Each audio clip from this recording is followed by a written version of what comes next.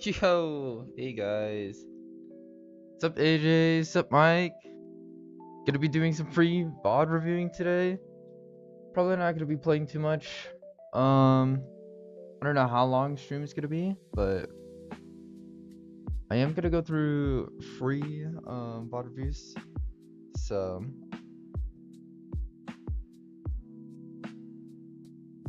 it seems like we do have a few submissions. So we'll be waiting for them. While we're waiting for them, how are you guys doing? I haven't streamed for like the past few days, just cause I've been really tired. I've been really busy too, so.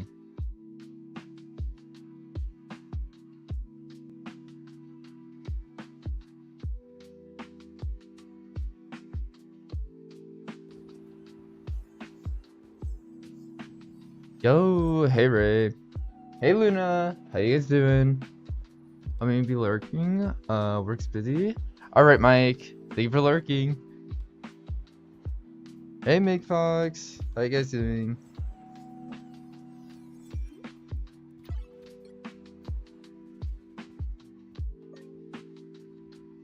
Yeah, I'm probably not gonna play any ranked or anything today. Just gonna be doing VOD reviews. Thank you, AJ, for the VOD review format. But yes, if you do have any VOD submissions, I'll go through any VODs or within the Discord first, and then if there's no submissions there, I'll just go based off Twitch chat. Yeah.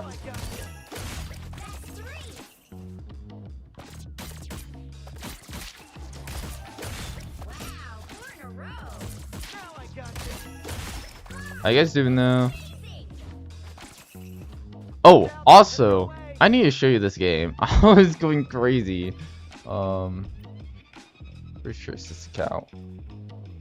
It's this one. I was so close. I was playing a little bit last night with Captain Coach, and look at this match. I think it was this one. Yeah, this one. I have 27k damage, guys, and 41k healing. This is the most healing in the lobby and nearly the most amount of damage. I out-damaged their entire team except for their Bucky, of course, and my mag. My mag was kind of popping off this game and carrying. But that is insane how much damage you're able to output as Invis. Like, Invis is broken.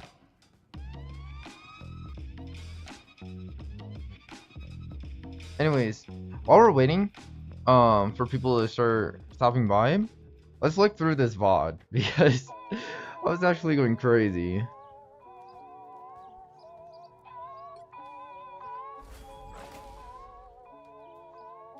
Oh no, AJ, I hope you feel better soon. Made a mistake of sleeping a little and drinking too much energy drinks. I used to drink like a lot of energy drinks before, but then like I would get a lot of chest pain and it started making me not feel good, so I stopped. Like, I hard stopped drinking energy drinks in high school.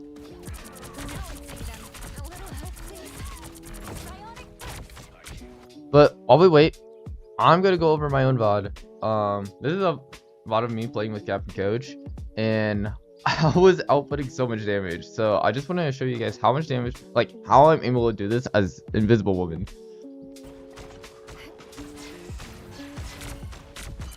But yeah, that's why I only drink coffee.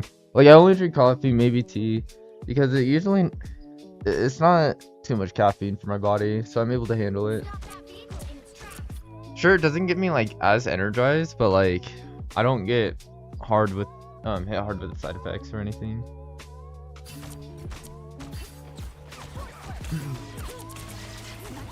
Was it the same Gaming Deaf and Gaming channel? Yes, it was, and this was insane. I just want to explain more of my thought process throughout this game. I will say he only went through the first half. Second half is when I actually started going crazy. I forgot that first half was kind of like us figuring out the comp. I'm just trying to figure out my playstyle. But here I usually start off like playing close up, trying to do as much damage as possible to farm on my ult. I already have 15%, which is double the amount of their team, so I'm already way in the lead. Here it's kind of rough to play against a Gru, I generally try to do a little bit of damage around the walls, but if I'm the only one breaking the walls, it's actually better to reposition around the walls than playing, like, trying to break your way through. I think a lot of support mains struggle making that choice. And it's kind of like the same thing as, like, other ultimates in a way. If you see a rocket amp, and you're the only one shooting it, it's actually better just to not shoot it and try to reposition around it.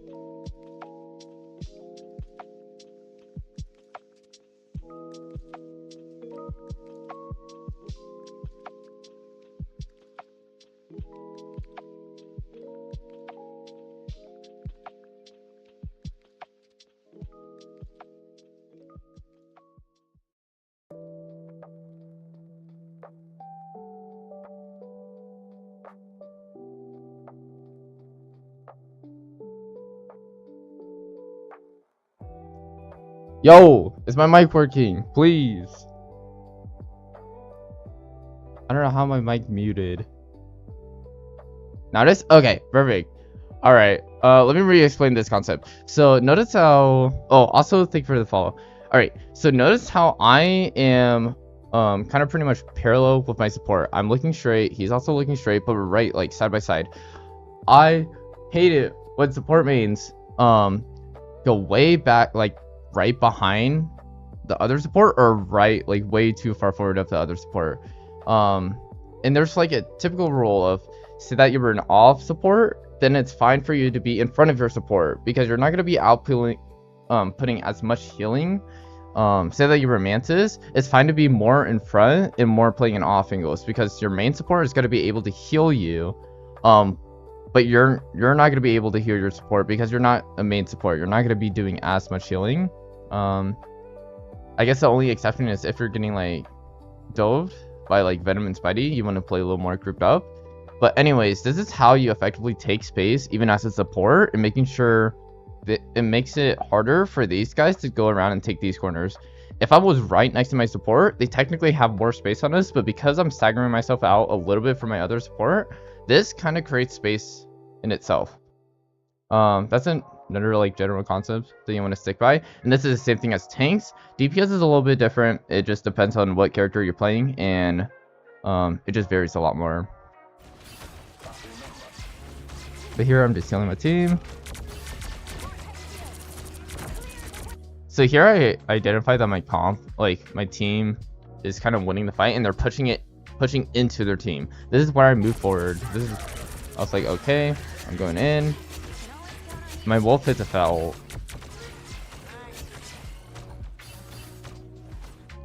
So already I have 5,000 damage, which is more than most of my team, funny enough.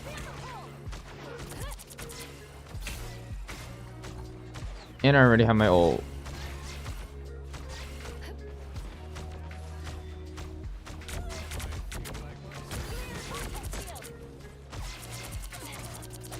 Here I get a little bit greedy, playing next to my tank, trying to get some more damage. And then my Gambit dies. My Gambit dies, man. Oh my god, I hate it when they like push in like this and then they just die somehow. But anyways, we have to back up. It was kind of a waste of Gambit ult. I know that they have Gambit ult, so our goal is to live throughout this fight and just stalk Heart. Sadly, Captain Coach dies. How does he position here, actually? Like, I don't know why he dies here. What is he fighting? No. No. Wait, why is he taking a 1v1 with the bucket? Okay, anyways. Okay.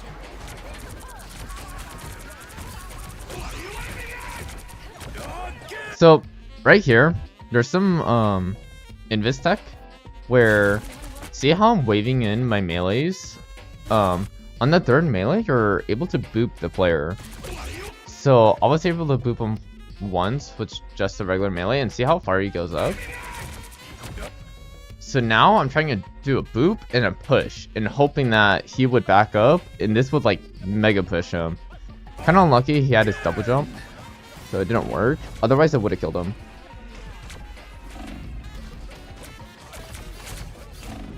And honestly, I have no clue how I survived here.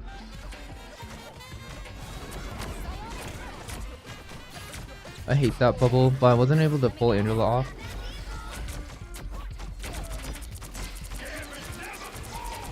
But now they use Gambit ult. Sadly, didn't have shield in time.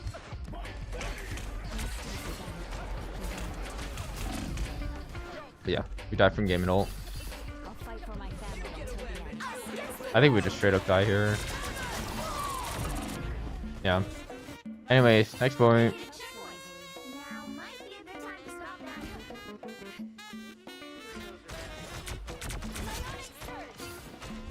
But luckily we were able to get an early pick on Angela. Pushing up here. I kind of wish my tanks were a little bit more aggressive pushing this, especially since I'm here and they're full HP, but it's okay. Just to let you guys know, this is another defender's hold. The reason why this is a defender's hold is because you only have to worry about 2 chokes. You worry about this choke and some of the right choke. If your tanks are able to take space, this is another spot you're probably most likely to get stuck for a long time until your team switches around. And this happens all the way until Cart moves up here to this next choke. So here we're trying to take space because we have Gambit ult. I'm doing as much damage as I can with that Gambit ult. Also, what is this cord wrapped around me? Anyways, oh, it's from the Angela ult. It just bugged on me weird. And it's still in there.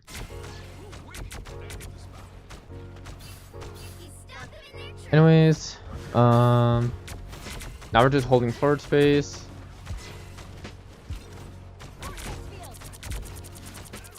I hear a hook. I put a shield on myself.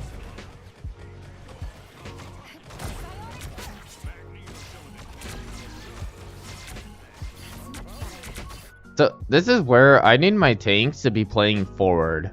Like, they need to be playing at the choke line. I'm able to go on cart, and they see our DPS already in this area. Because my tanks are not playing there, they're more likely to get flood out through this way. So my tanks need to take this base now, especially since my DPS is doing work. I'm glad that Mag notices. They should have just done this earlier, but it's fine. Sadly, my Spider-Man dies, but he was just too far in. Wolverine was also too far in. So here, I accidentally pressed my melee, like my primary, a little bit too early. Typically, as invis, you want to ult in front of you. I tried double jumping behind to make me invisible, but I accidentally revealed myself. So luckily, I wasn't too far from the ult.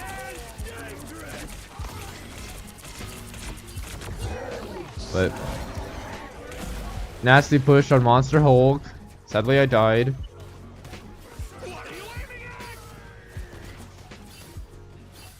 I probably wouldn't have pushed Hulk there if I played outside my ult, but I probably lived that fight. But I guess it worked out.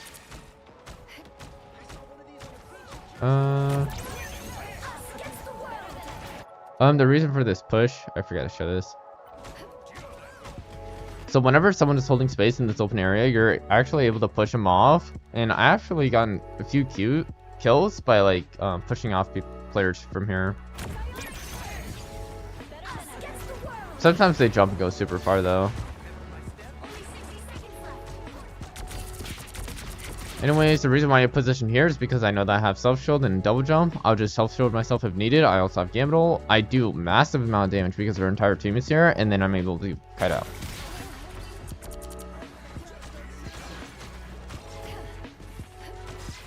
Yeah, I'm able to put myself in positions that are super aggressive, but because I know that I have my cooldowns, I'm able to get out pretty quick. Towerman hit the fat ult, we're able to aggress.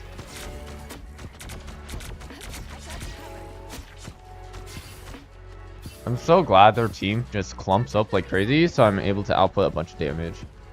I already have 12k damage.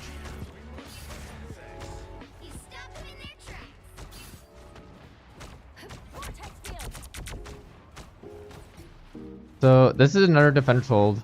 Cart is right here and it's stuck. So what do you do when you're ready to win the team fight? You play in front of cart. Here we only have to worry about 2 chokes, which is this choke and this pretty much this area right here.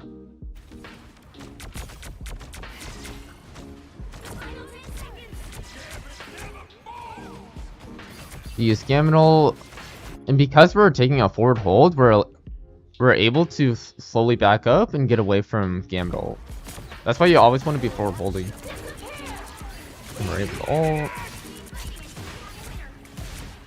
Here I have to be careful and make sure I don't miss any of my shots because it will make me vulnerable in that ult.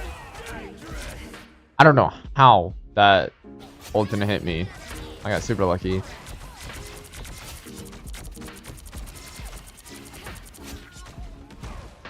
But yep, we should be able to clean up the fight here.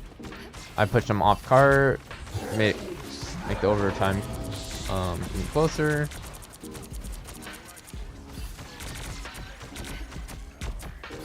Everyone's clumped up like crazy. I saw that they have a res. And we're able to finish up the fight. So I already have 15k damage, and I end up doubling this damage later. Oh, where am I?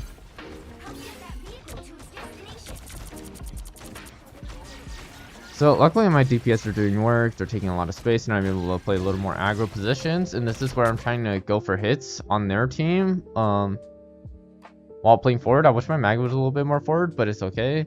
The reason why here I'm playing so much further from my Gambit is because now we're pushing cart. This is where you don't have to play side by side with your support because you're not anchoring any holds. This allows me as one of the 2 supports to be aggressive, while the other support's job is to sit on cart and do passive damage or healing.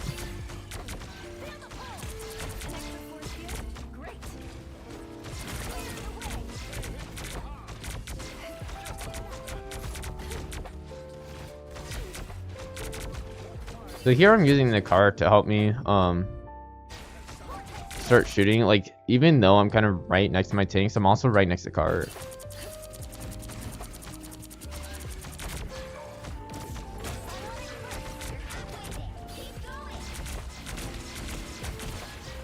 But everyone is kind of clumped up. I realized that I have ult like really fast, way before my Gambit. They're less likely to have ults. It's kind of crazy how Gambit already has ult, but I'm gonna use ult first, because I know that I'm gonna have ult before they do. So I use it aggressively. I tried getting one of their tanks. I think I do get a tank. I get both their tanks. We should have just killed the tanks, but because the Gambit ulted while I invis ulted, their tanks don't get the Gambit ult.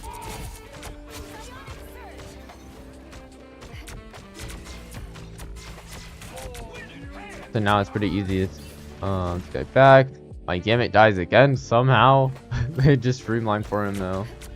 It's fine.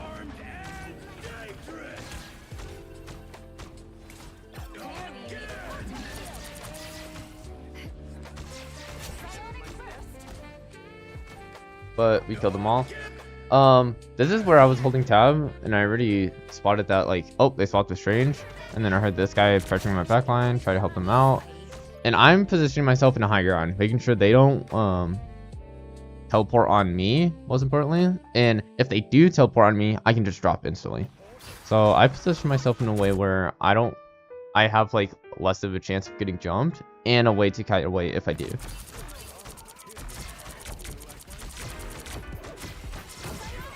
I'm playing up here. I use my pole to get more burst damage.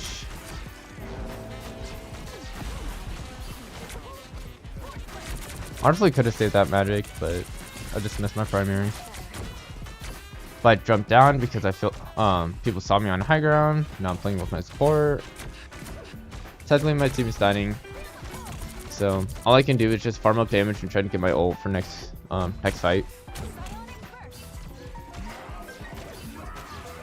How much ult charge did I get from that push? I got 3, like 3 or 4-ish.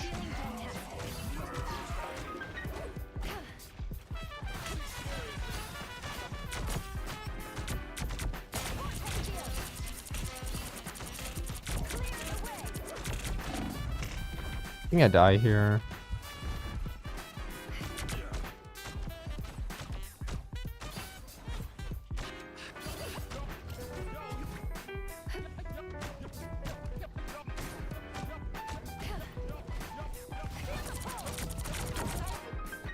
Why do I do this?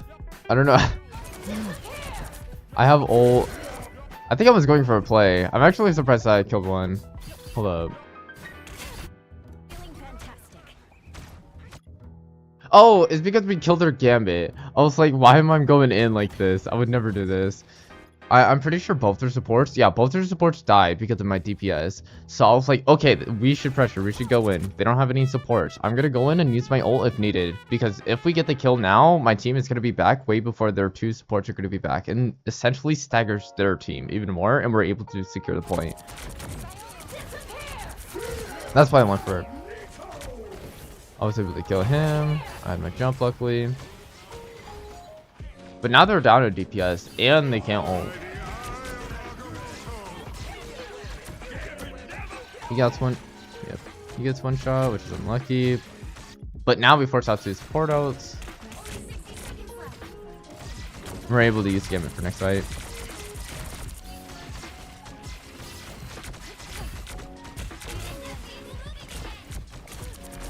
How much damage do I have? 21k.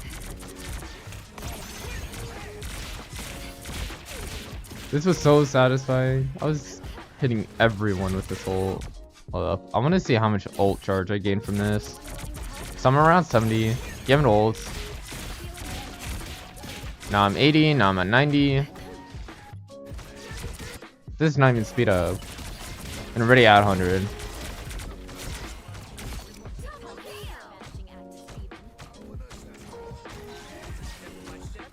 And we just secure a point here. Oh, never mind.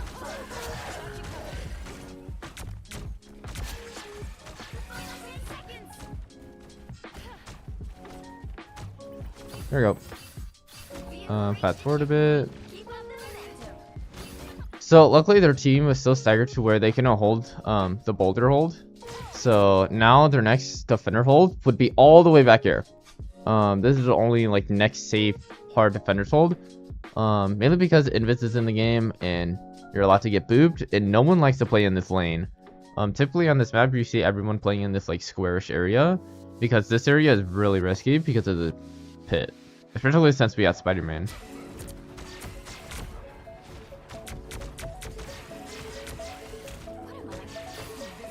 So notice that how my team is pushing all the way up to this defender's hold, because this is the only place that they can hold, and they can't really push up any further. If they push up any further, they pretty much just die.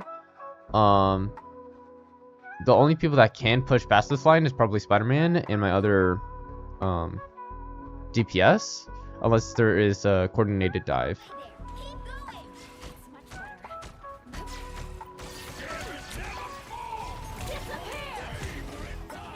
But they use ult.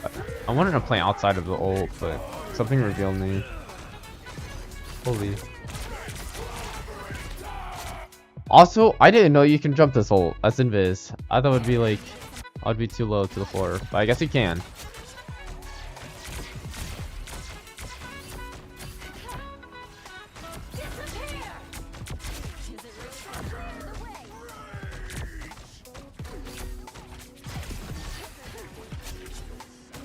Here, Bob was able to get the kill.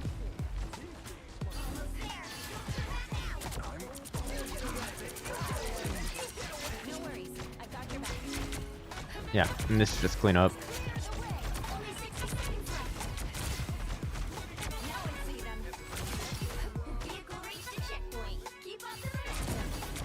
I just get closer to the end.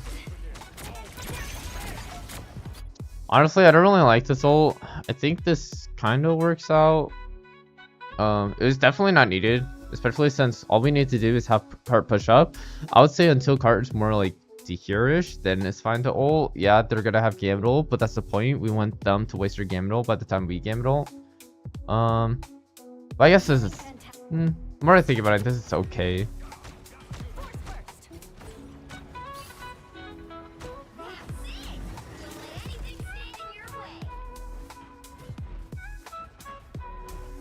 It gives us cart in space, but I feel like this space wasn't really needed to be taken, especially since we're about to win the fight already without Gambit fight or Gambit ult.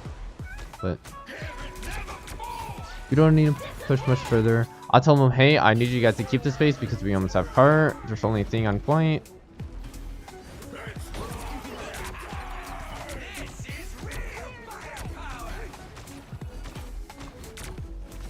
They use both portals. I think my entire team dies. So here I just died with the team, trying to get my ult as fast as possible. I'm already at 17% after using. I'll fight for my family until the end. Oh yeah, and this is when I realized, oh, they're running triple. So they're not gonna have ultimates in the last fight. So we should farm Gambit ult before they do. That's what I was calling for the team. I didn't realize their Invis already had ult. Or just about to have ult.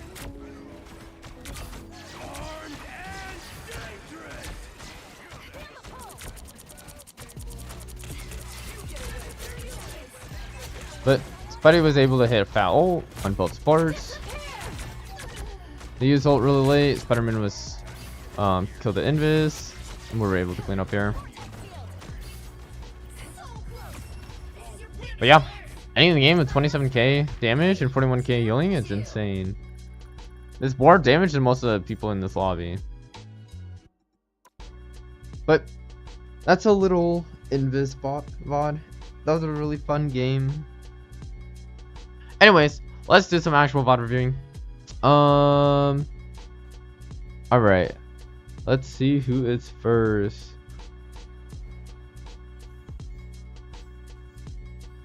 Okay.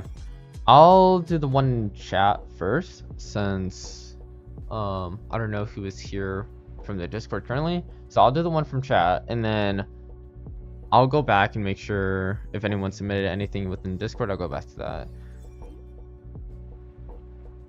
You want us to throw them in Discord tonight? Yes, I do. If you guys put them in the Discord VOD submissions form, it makes it significantly easier for me to look through your VODs, mainly because of like seeing who is in line. Can my Discord one be reviewed? Yes, just type your Discord IGN real quick for me, just so I know who's who within Discord, and I'll able to do yours first. So yeah, Elias. Okay, perfect. I do see yours. So we're gonna do yours first, since yours is submitted within the Discord. Alright, and let's see, we're looking at Tank TPS, Magneto Daredevil. Okay.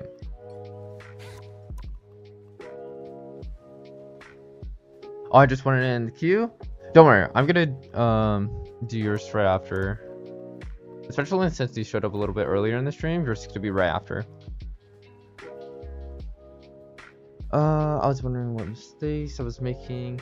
Asking Magneto during the second half of my game because my teammates were saying I was dying too much. But I feel like I was doing my best to stall as possible. There was Punisher this game, was also flanking a lot, and I felt like I was the only one who would contest him, and he would retap me with a shotgun. I merely wanted to know what I did wrong with Magneto during the second half, apart from my aim being weird. The Daredevil part, you can skip if you want. That was my second time playing DD in comp, so I was autopiloting on him. You can review the first half if you want. I only played Daredevil since. Oh, okay, perfect. Let's look mainly over your mag, especially since you don't play Daredevil too much, and that's what we're here to look at. Let me put up the icon.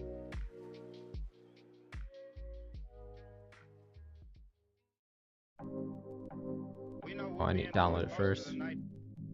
Probably into the early morning.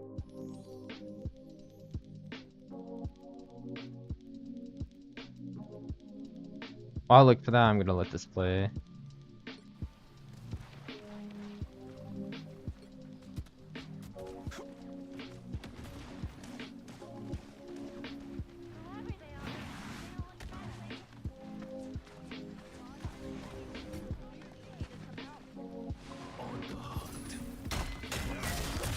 AG, I saw that too. These names are wild. Okay, here it is.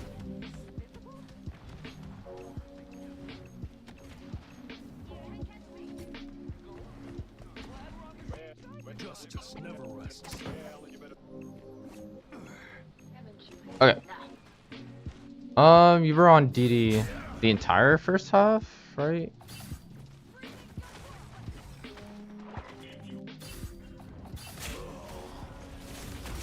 You'll have to keep fighting until we have a winner.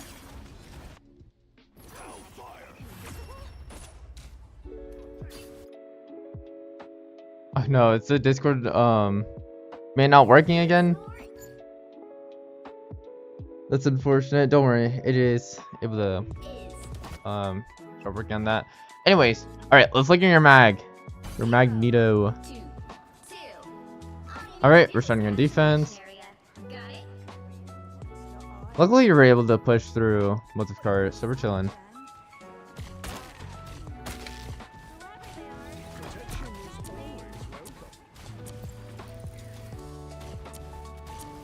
So here you're just holding. This is pretty standard. This is fine.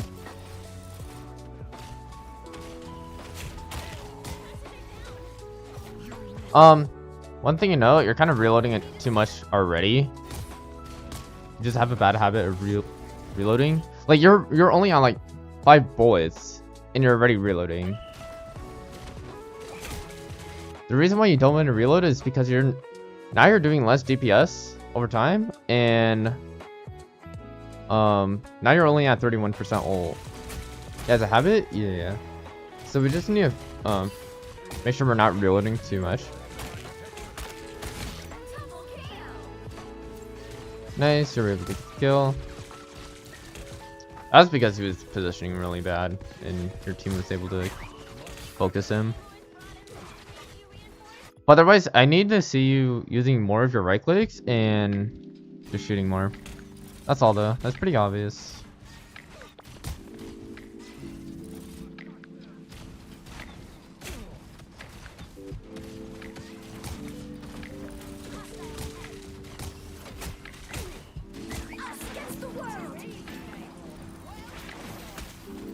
So you definitely wouldn't have ult by the time Cloak and Dagger gets ult, but you would have been around 80%. Another thing that you could be doing, within this fight, while everyone is regrouping, make sure you bubble people that are getting pressured. You could bubble this Invis because she's a little out of out of position. You can bubble your Elsa, or you could be bubbling your Blade, right? And when you're bubbling them, you want to use your right click and then you bubble them, or you can just straight up bubble them, but note that you have to use right click right away. The reason why is because when you bubble someone, if that bubble breaks, you're able to recharge your right click even faster, and you can get pretty much 2 right clicks in. And this is just so you can farm your ult. So this probably would have helped your Blade significantly if you just bubbled him a little bit earlier, and you would have gotten another right click.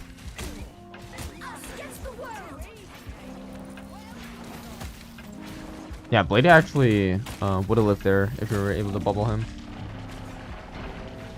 Sadly, you got caught with a train. But I think kind of because he didn't bubble earlier, you guys got like pressured through.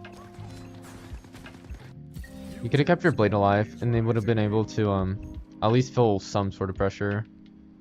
It's kind of risky walking back, but it's okay. Your team's goated. Okay, never mind. That guy's goated.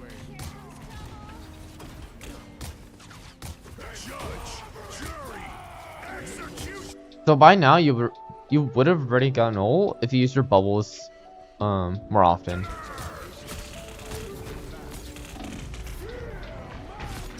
Nice.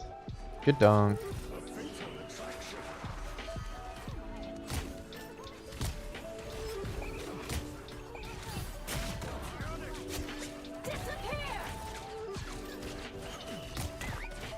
Right click him. No, it was so late.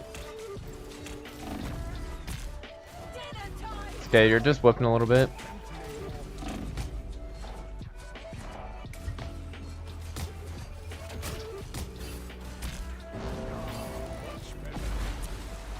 I'm surprised you didn't bubble that Penny. I think we're just a little slow on the bubbles right now.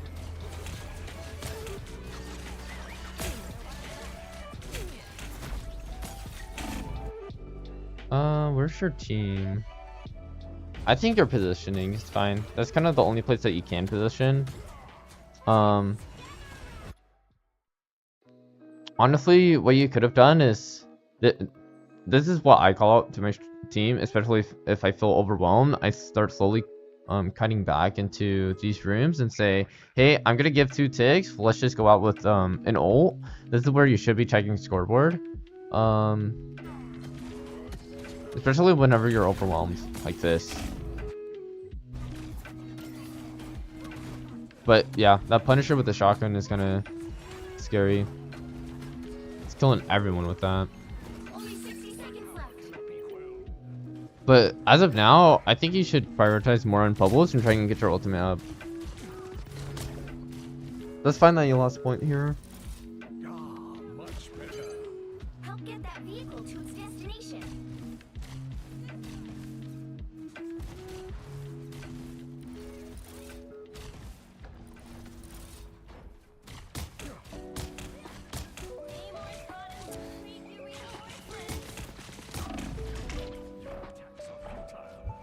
Nice, W shield. I'm glad that you used your shield instead of your bubble there. So now this is the time when you can use your bubble and keep this space for even longer, especially since he just used shield. And then you can start cutting back. Oh, she just dies.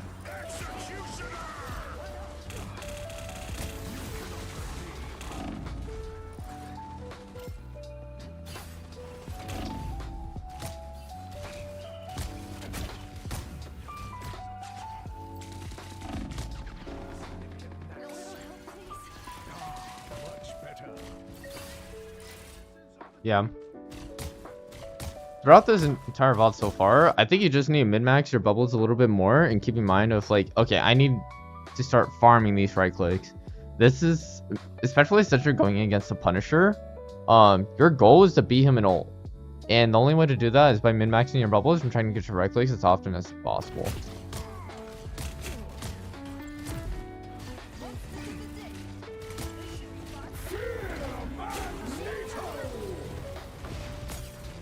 Ooh, nice shield block. I feel like I should have went Deadpool. I don't think Deadpool would have helped you out here. Not too much. I feel like you're bringing a lot of value, especially with your shield usage. You're really good at using your shield, and you're doing decent damage.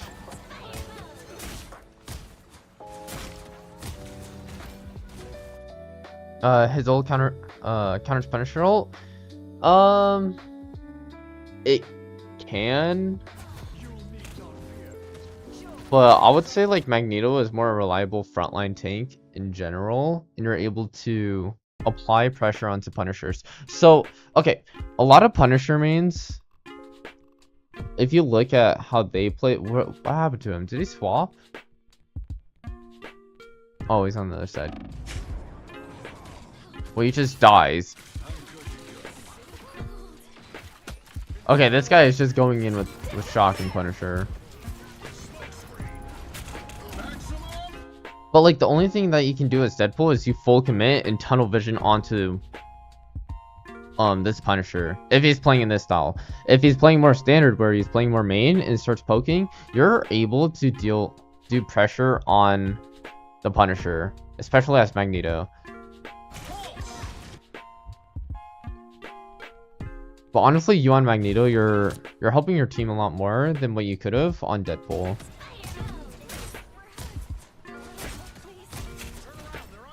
But see here, you should be using your bubbles. I feel like you're just completely forgetting that you have bubbles.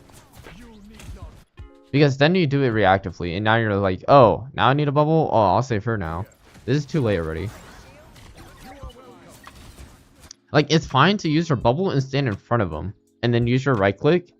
And then by the time you break your second bubble, your right click is about to be fully charged, and then you right click him again. And then he just falls over and dies.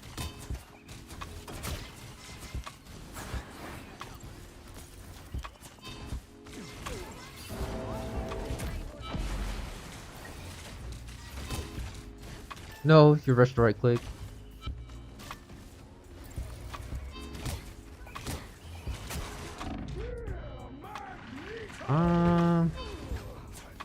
Alright, definitely tunnel vision on her. I mean, it did look like the fight you were winning, especially since you guys killed both their tanks. What do you do after you kill both their tanks? Do you go for the squishies? But mind you, you guys are down to support. This is a losable fight.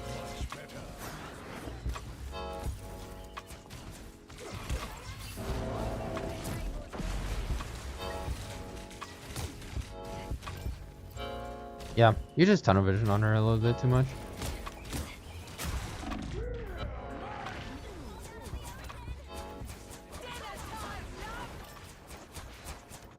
Mutants always rise again. Us against the world. Only 60 seconds. Pause.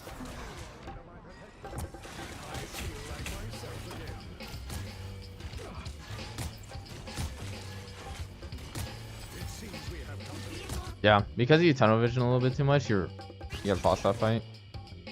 Give me a second.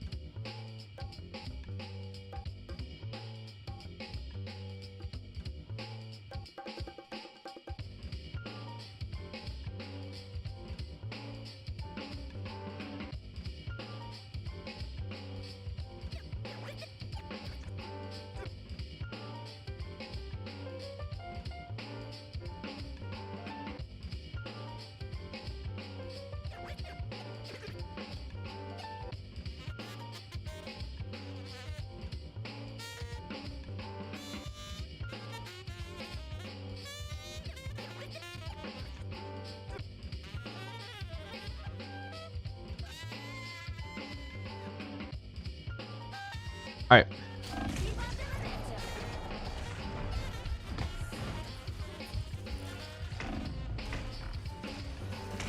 But yeah, you're forced to back up, your team dies. This is pretty decent guiding from you. Okay, how does she die? Where's Namor? That's unfortunate that random people are dying. I guess he could have kited a little bit better. So as you're kiting, you're trying to go closer to the next defender's like holds. You get pretty close, but you kind of went left for no reason. And this just puts you more out in the open. You should have just kited more into the corner so you're able to hide and back up and take less damage. You also have your bubble again. Oh, I guess you already used your personal. Never mind. You do have shield. But your goal is trying to wrap around the corner as soon as possible before so your team can get up with you.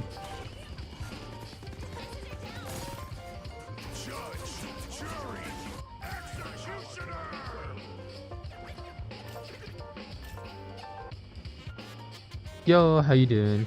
Glad I can catch stream. Had a couple games on our team a few days ago. Oh, nice.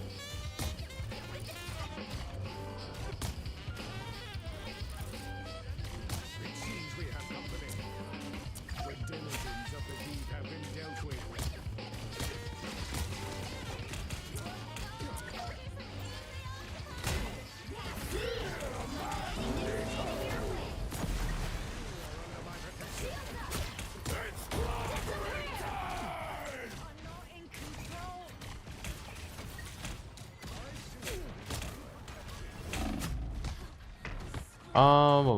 Let me look back there. Alright, your cloak is goated for like saving you guys here. But you should be pushing up here. Like you're kind of way too far back, and now that your invis is also like your invis just ulted here, but you're still like feeling pressure and you keep backing up.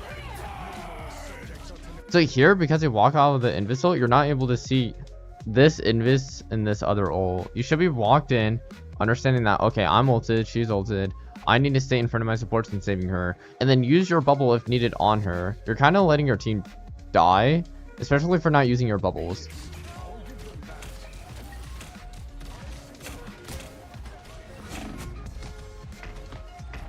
Now you're kiting a little bit too much.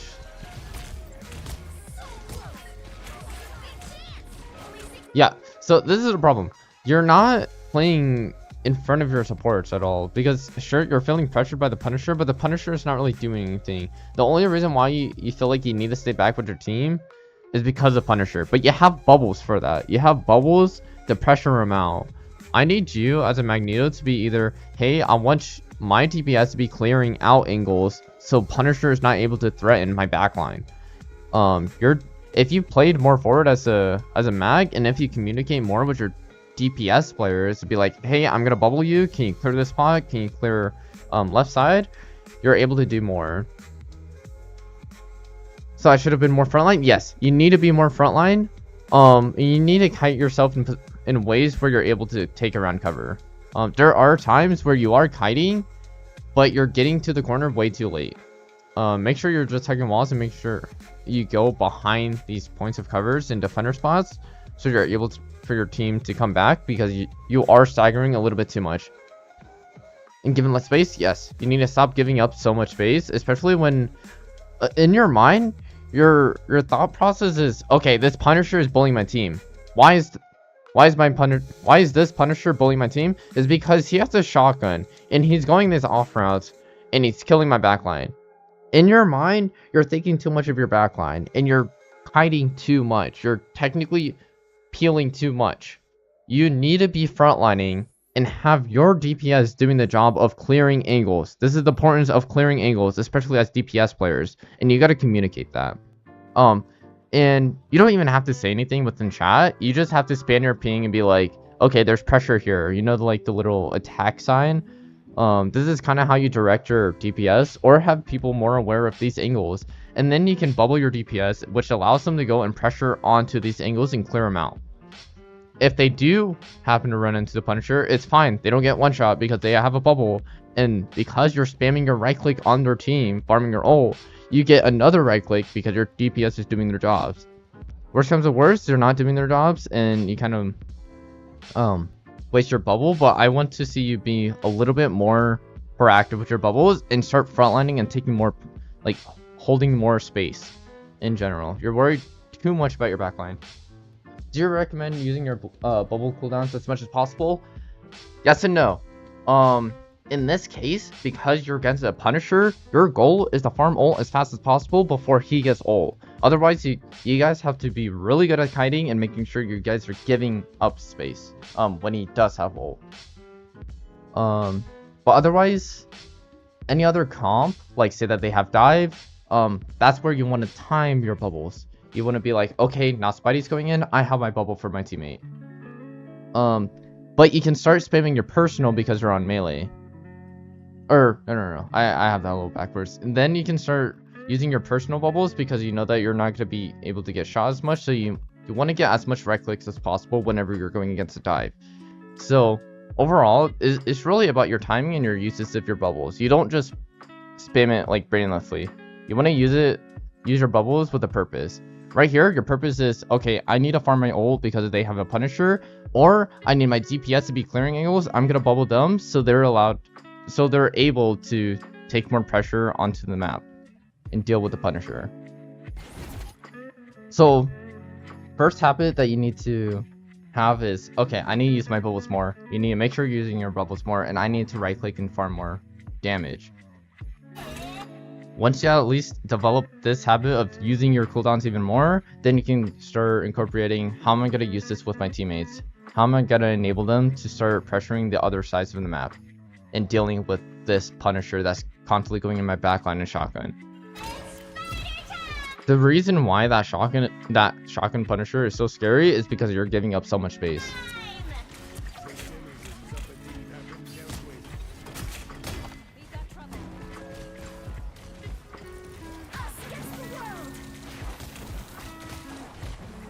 So because you weren't frontlining as much or spamming right click, see how close you are to ult again, but they managed to cloak ult and now you can't do anything? There's so many times where you're so close to ult, but Punisher or Cloak just full on beats you because you're just you're not doing your job correctly. So realize use bubble cooldown better, gives less space and kite better? Yes.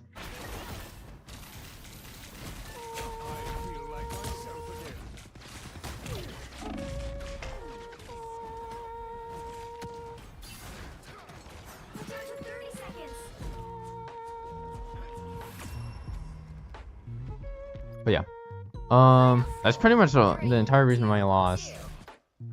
Was mainly because you were not frontlining enough as a tank, not using your right clicks enough. The right clicks you can spam a little bit more off cooldown, but the reason why you're spamming off cooldown is to get ult charge.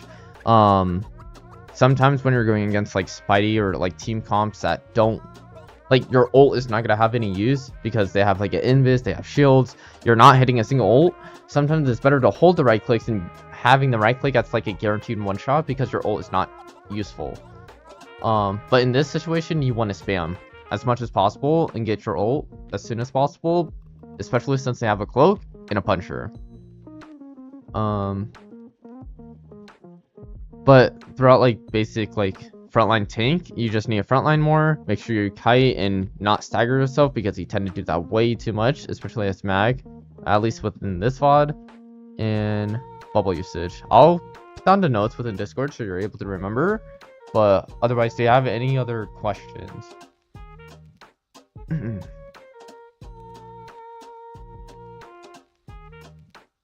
you have any game sense tips to play a dive hero like Daredevil? Like when I should dive timing? We can look over the first half, especially since you were playing a lot more Daredevil, and I can show you dive timings. Typically, dive timings happens when pressure is happening.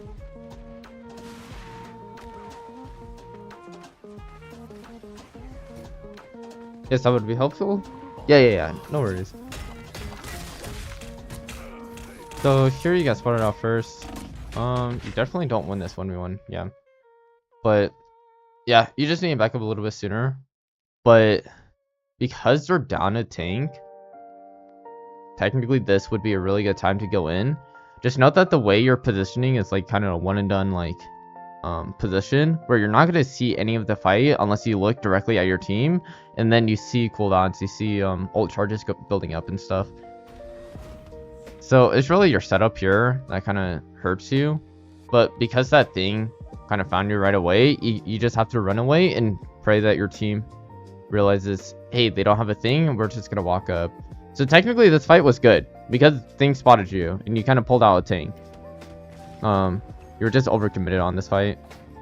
Justice never rests.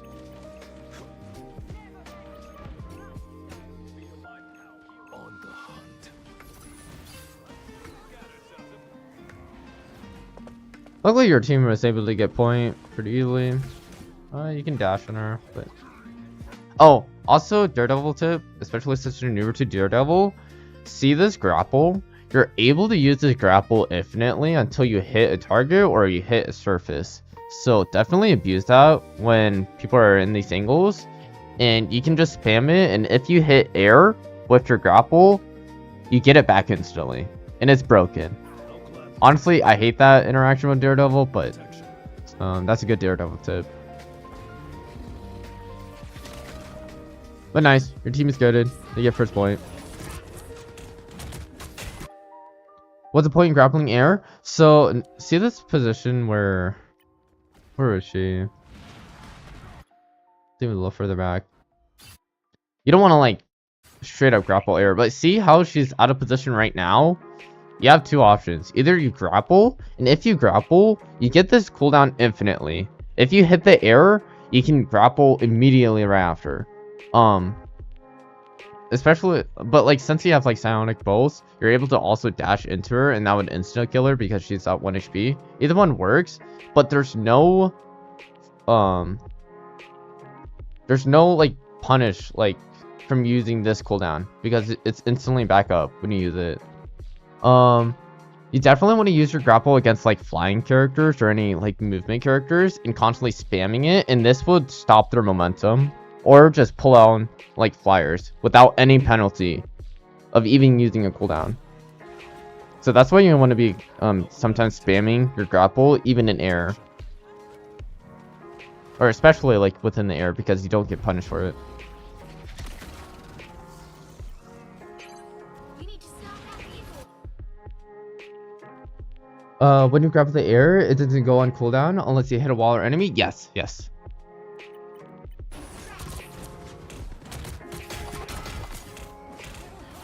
Here you just need to get out. You can just farm damage. Yeah, your team is here, so I guess this is okay. Yep, you get both tanks. So now, what do you do here? You killed both tanks. You know that their team is over here. How are you going to route yourself in a way where you don't take damage or as much damage, but get to these people over here? How are you gonna close the gap? You have grapple, and this is the position you're at. High ground, yes. You have your grapple, you grapple high ground. Best like Daredevil players would grapple high ground, you would bunny hop, and you can kind of sit in this fog just to figure out where they're going. And just go directly on them before their team gets back. Yes. What you do here, you kind of take the slower route.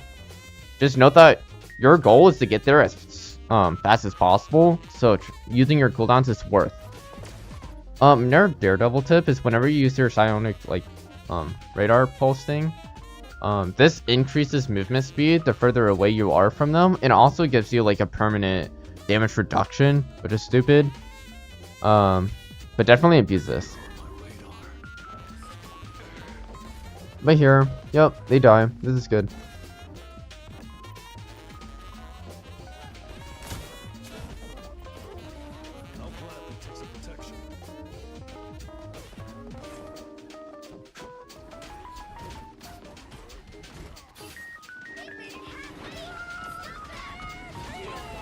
Okay.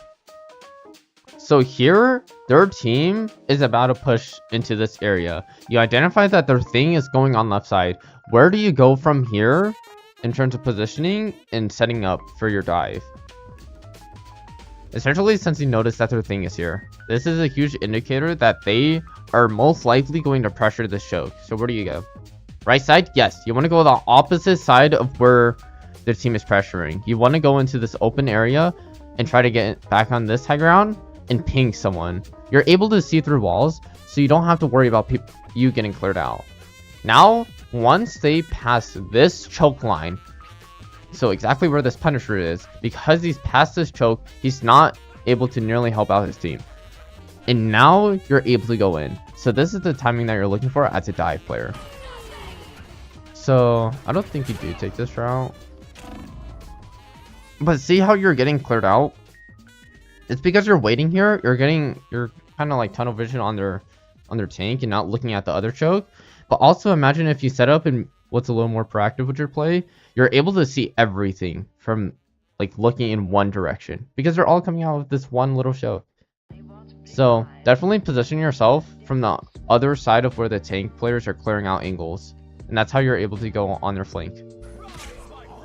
But now you got cleared out by their Punisher, which should never happen. Let's get rest.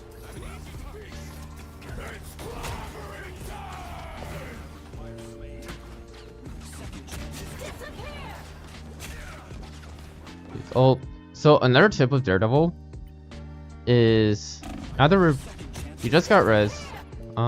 This little just got res. What do you do here? You're kind of out in the middle of like the open. Where do you want to position next, or what abilities do you want to use in order to set up for the next fight? You have your grapple. You also have your sonar. Where do you want to go? High ground. Yes, you have high ground, but how are you going to get to high ground? What is the fastest way possible in order to get to high ground before they can use abilities on you? Mind you, you are literally in front of their entire team. Yes, you grapple. Where do you grapple? I want you to grapple at this wall and literally start flying up in the air.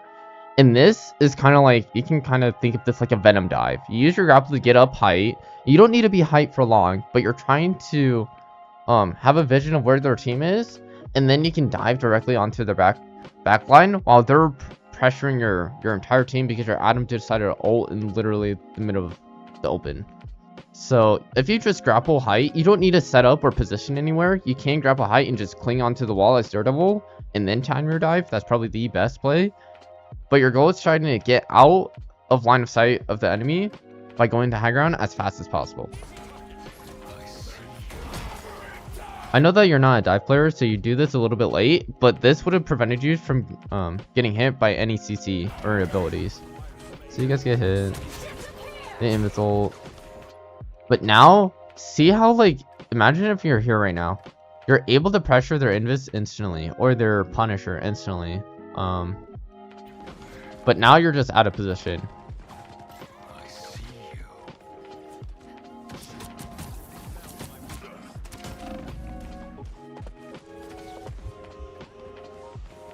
Here your team kind of dies, so you guys have to reposition and just wait. That was a really bad ult. Oh man. Here you should probably set up more like out in front of like spawn, since your team is coming back. You'll get healed like way faster. That's okay. You're just waiting right now. Soon you're about to get ult. Yep, you use right click to get ult even sooner. That's good. Okay, now you're looking at the wrong person. But right when you use your right click, it's kind of obvious that you were trying to. Okay, I almost have ult. I'm gonna use it. Now is your timing. You see someone jump in. Someone is out of position. You don't go for the Penny. You go for their backline and use your ult. This makes it to where Penny's not going to get any healing. The reason why is because they're going to be trying to Paticate and trying to live through a Daredevil ult. And even so, like, you're most likely going to kill them because you Daredevil ult on them. You're looking at the wrong target pretty much through this entire first half. You're targeting the tanks a little bit too much and you're not setting up dives enough for their backline.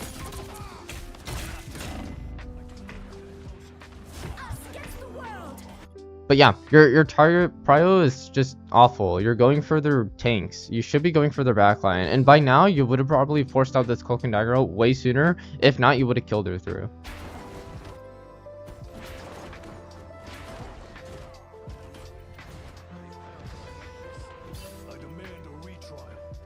I don't know if you just didn't see your ult, but it looked like you were using your right click to get your ult. Continue with your play. You kind of like gave up your play and decided to try to go for tanks.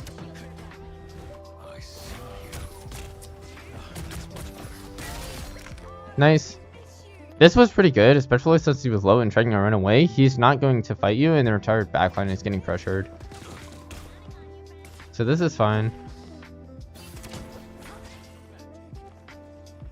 You probably could have went for them, especially since you know that their entire team just died.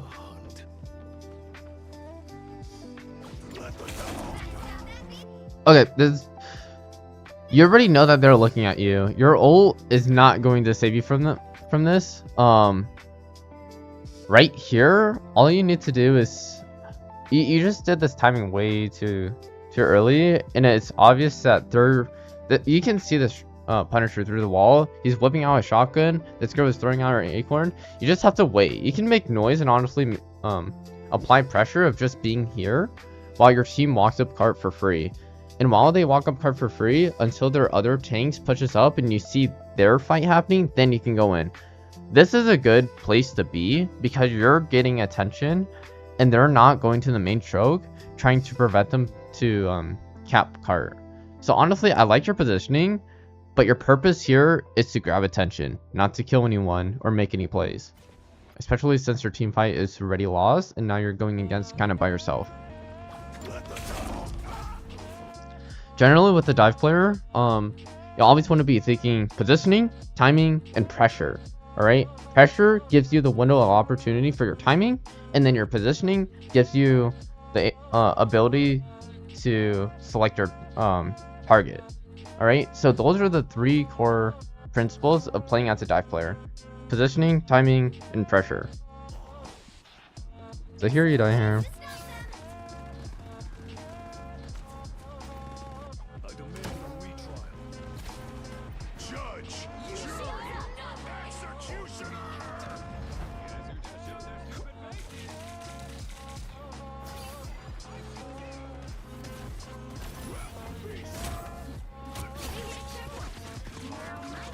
But yeah, luckily your team was able to carry that area.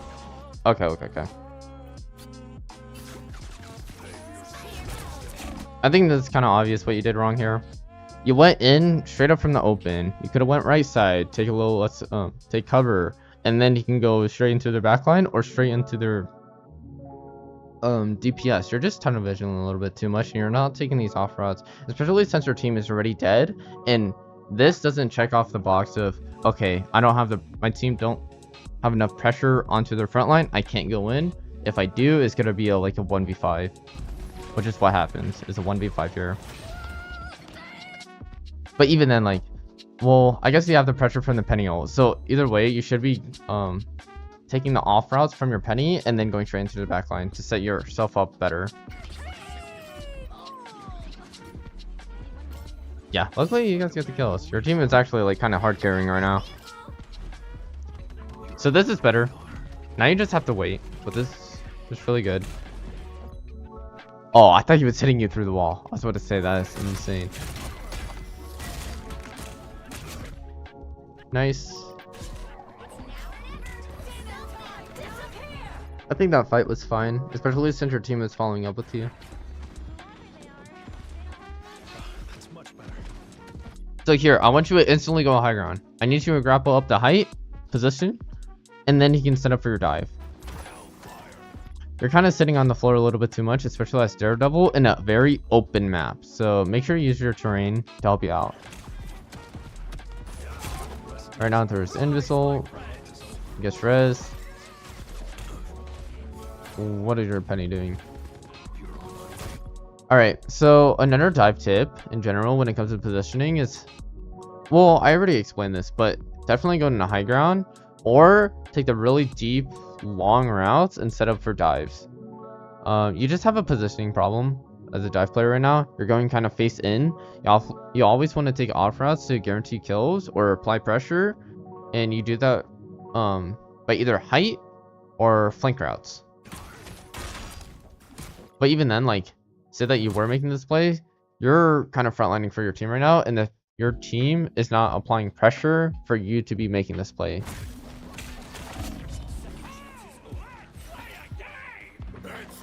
Luckily you get res, but you could have done more by going for the back line or going in when your team is applying pressure already. But yeah, It's the same mistake again. Let me fast forward.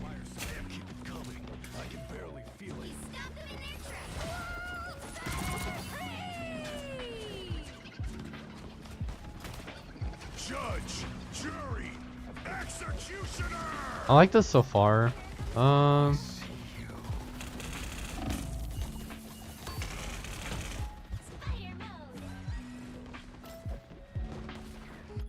You could have taken height. I kind of do like this idea of taking height. Instead of pinging the Punisher, you should ping on their backline, because when you ping someone, you're able to dash directly onto them. So this is a good setup if you're making for that play. Because they Punisher roll, you kind of just need to instantly back up. Or, yeah, you just have to instantly back up. Or you can go down and take the off route and take a flick route. Otherwise, that play wasn't too bad. I like the thought process of it. No, don't go for... Oh. Yeah. This is why you don't go for a thing. He's not going to die. He has his cooldowns. He's able to beat you in a 1v1. And his team is kind of already there to help him.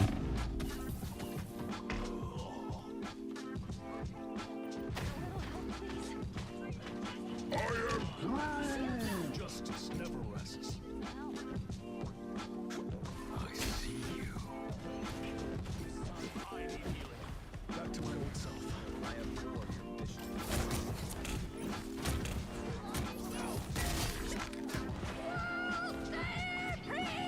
High ground. High ground. Only 60 seconds. You gotta go on height.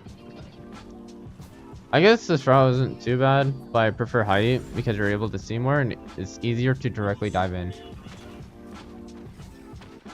Luckily, she died. But now you need to set up. Set up for your next dive. Set up to go all the way back here and just wait. And then wait for their tanks to push up, and now you go on supports. When do you go on supports? You go on supports when you see their team fighting.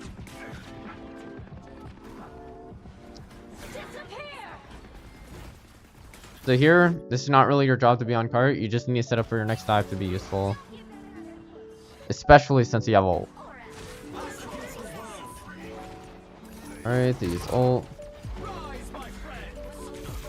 So see now, like Invis, you could have forced Invis ult to happen literally back here if you were in the right spot at the right time. Let the devil out. Damn. Now you're just looking on the tanks. Nice. Huge. We'll have to keep fighting until we have a winner. Do you get when we're fighting? Knock me out. I always get back up. I don't think so. Judge, jury, executioner. No. Alright. So overall, when it comes to your dive characters, you want to be thinking three main things. Positioning, timing, and pressure. Okay? Positioning helps you set up for target prioritization, right? So your target prio is going to be easier to get to because you're positioning in a good spot. Your timing is going to be off when your tank is going in and they pass the choke, okay? When their front line is distracted.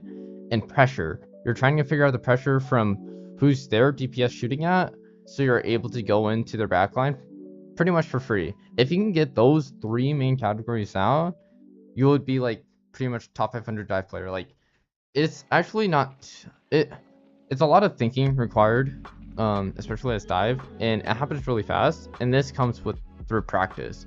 So overall, you just need to play more dive characters. You need to get used to their current cycle. It seems like you do know the abilities of DD, but you were messing up on the three fundamentals as a dive player in general. So just lock in more games as like dive characters if you want to get more used to them and get more, just get better in general. And I think those are the main things that you need to work on, especially as playing dive. Going a little bit back on Magneto, make sure whenever you're going against a comp that you're able to use your ults. Prioritize and use your bubbles as efficiently as possible. use your bubbles to be like, hey, DPS, I want you to clear out angles. If you guys are getting kind of off angled a little bit too much and you need your DPS to do a little more pressure, give them, like, kind of enable them to start pressuring the other parts in the map by giving them bubbles. Even using the bubbles to get your right clicks even sooner to farm up your ult. I need to see more bubble usage and able to hold that frontline space a little bit more and start taking space as a frontline tank and holding that space. So many problems with DD is positioning, target prioritization, and flanking, and I should wait for my team to pressure when I dive. Backline, yes. Pretty much everything that I said. Do you have any other questions? I think that's pretty much everything you need to work on. I'll probably should probably type it within Discord soon, but I do want to go through some other VODs, so I'll do that a bit later. But yeah, thank you for the VOD submission. Hopefully you're able to improve a little bit more after these VOD reviews, and good luck with your ranked games. All right, who is next in line?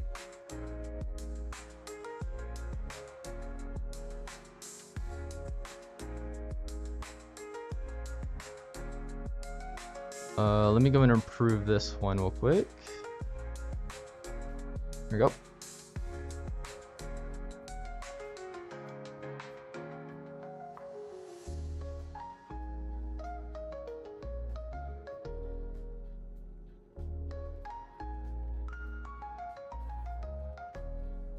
There was one in chat that did say they wanted to go and get a VOD review. I'm gonna do theirs next since they were here earlier within the stream. If they're still here, I'll definitely do yours next.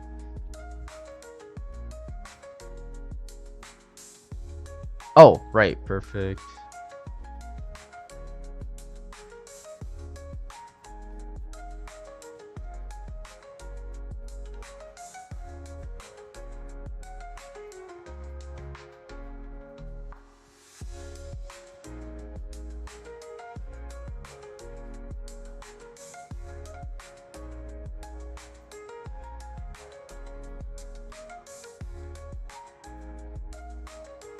Alright, Going Bananas, you're gonna be up next. Let's look at your VOD.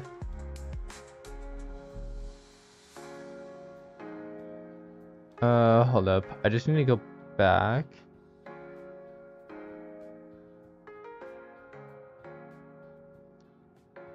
I didn't see the rules until afterwards, so it is not a close game. That's fine. I'm not too strict on the rules, not until I'm getting like a lot more VOD submissions. So you don't really have to worry about that too much. As long as there's something that you think you can do better within the game, definitely submit those type of VODs. If there are like steamroll games where your entire team gets diffed, it's a lot more difficult to kind of help you out within those VOD reviews. So definitely be thinking of that. That's why, like, typically closer games, there's more control over of like learning and improving and actually doing something about the match. Thank you.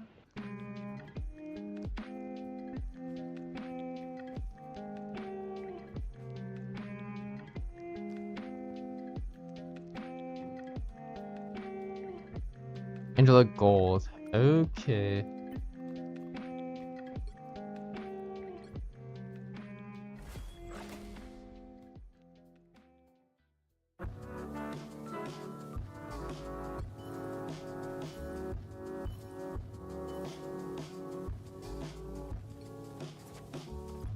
Alright, some Angela gameplay.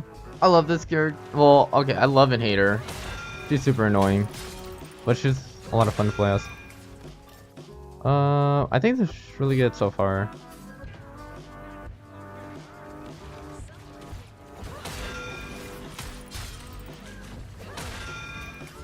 No, this is really good. I like who you were going for. You went for people that were going to stun you, but they weren't able to stun you because you were able to pin them. This is good so far.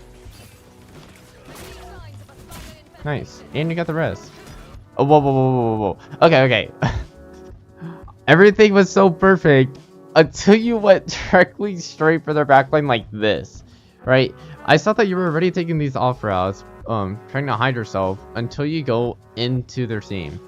You did your job, you pinned them, you did a bunch of damage, you even break the res beacon, but you're already going away from your habit. You should be going left side and doing the exact same kind of cycle. Oh, I'm gonna go away, get out of their LOS, and still go on their back line. You kind of went in the most dangerous way possible. And also, mind you that whenever you're going in, see your charge is not going to do enough damage to even pressure their team at all. So that's why you want to take these longer routes and kind of fly around. It's fine to give yourself more downtime in order for you to apply more pressure. So you're going in too soon.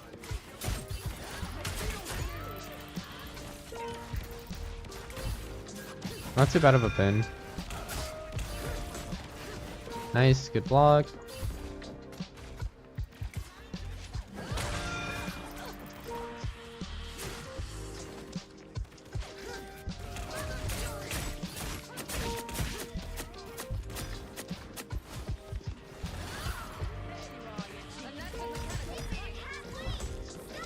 This is good. You understand when you need to get out, when you need to apply pressure, and then you're going for your typical cycle of going in and going out, especially with the pins. Okay, but here's the problem. You're going in a straight line and making your movement way too predictable.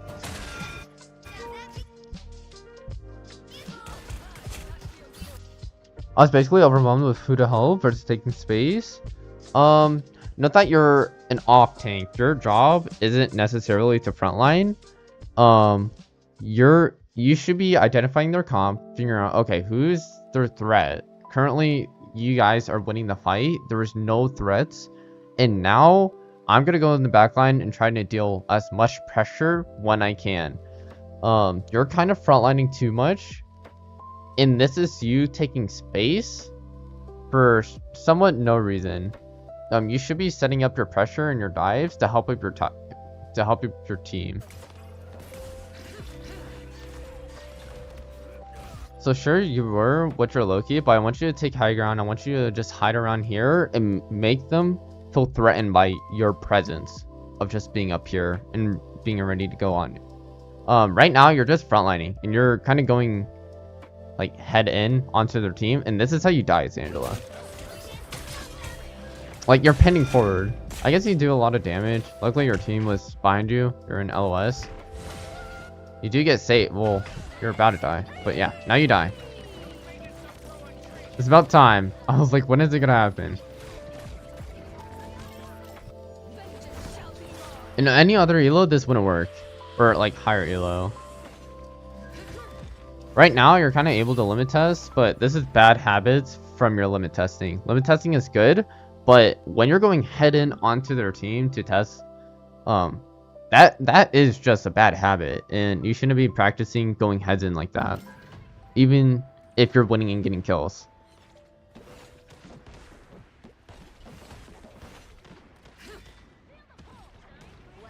Because you're in lower elo, it's more acceptable, but you'll see it once you start like grinding up more.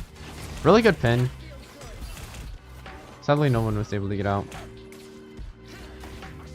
I get out sooner depending on the comp. That is great, but I feel like it's you're engaged in general. Like, you're engaging heads in first, but it probably affects what you're saying right now.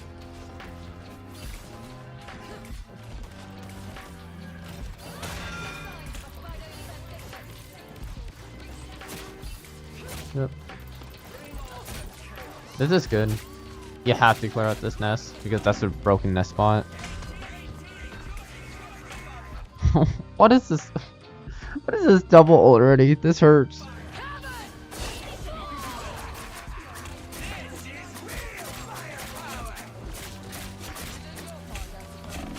I've never seen a double rocket ult like that.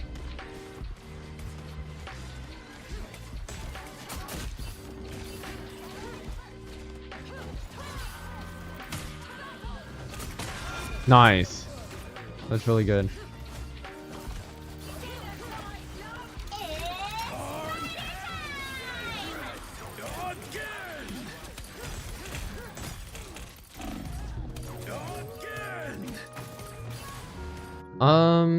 Okay, let's go back a little bit more. I think you're looking at the wrong target.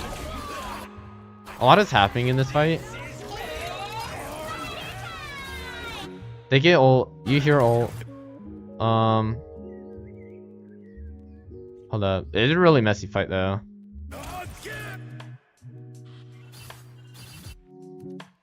I think here you should be looking to secure the kill. You see this ult?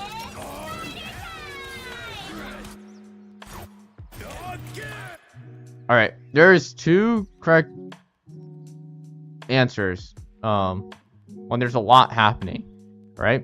Either you go and follow up with the play that your DPS player is doing and try to secure the kills, or you make a decision to go directly back to your go back to your backline, right, and try to save them.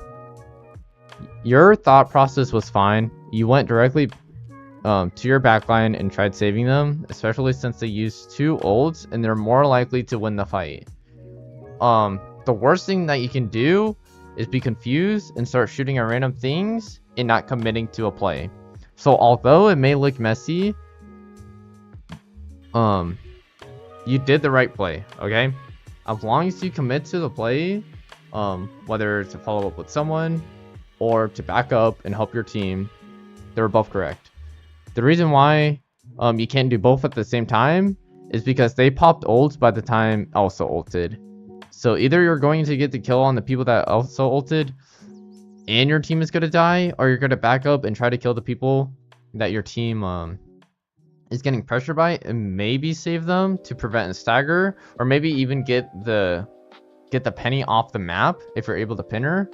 Both plays are fine. You just can't do both at the same time and free up. So honestly, what you did, you couldn't really do much more as long as you commit with the play. I do like the follow-up with Elsa a little bit more than backing up to your team, especially since your fight is more likely to just straight up lose because they use more ults.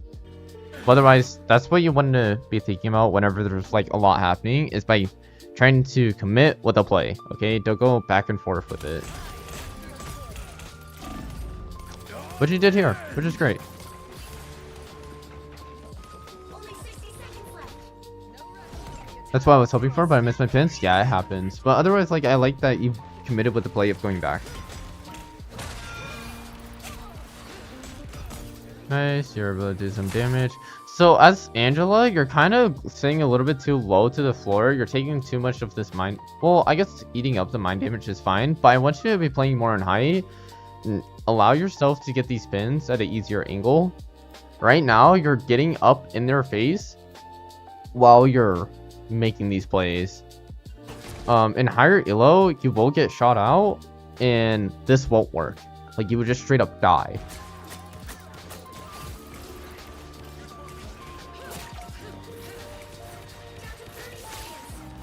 Sadly, one of your teammates just straight up die here, which kind of sucks. Nice. Now you have high ground.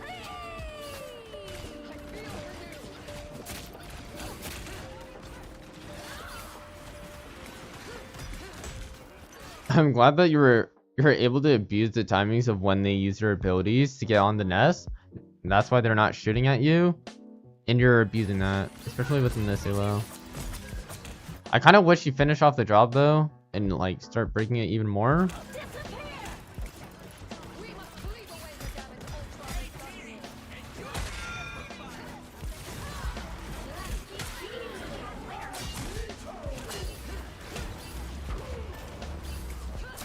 Alright, this is bad target prio.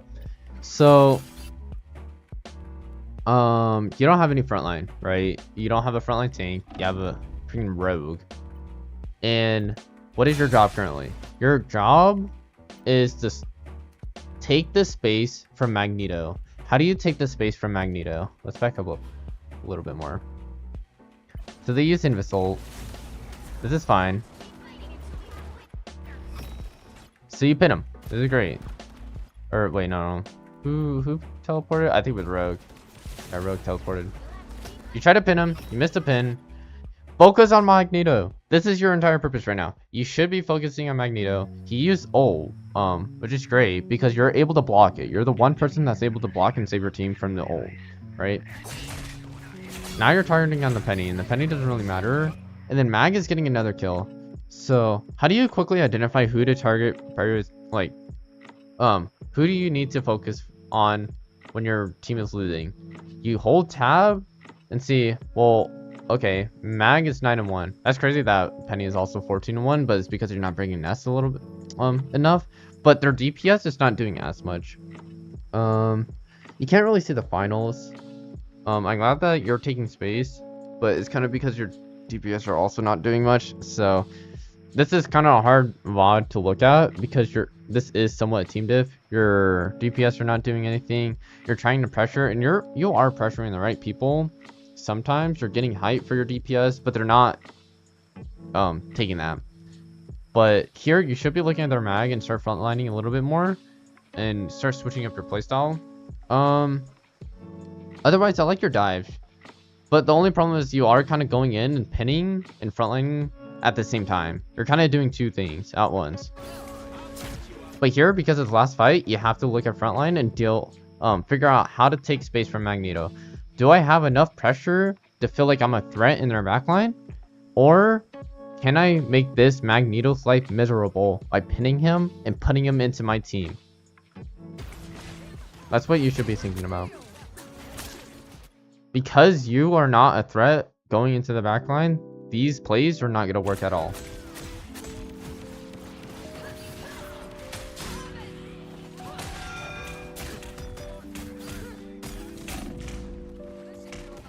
So you're going head in first.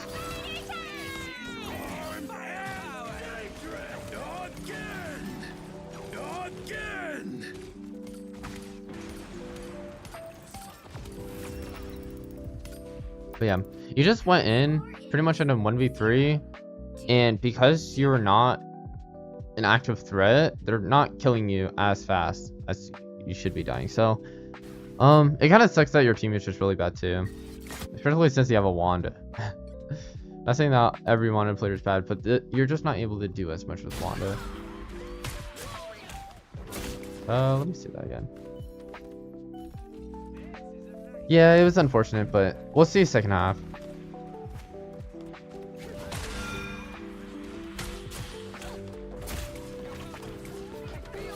That wasn't too bad. You're spamming your cooldowns and going into the fight too fast. You need to... This is the same concept. You're not giving yourself the tools to become that threat. You're spamming your dash, and now you have no dash cooldown. You have to wait this out. You don't have your primary cooldown up yet. You have to wait and fly around and be annoying like a fly in their backline until these cooldowns are up. You're rushing things.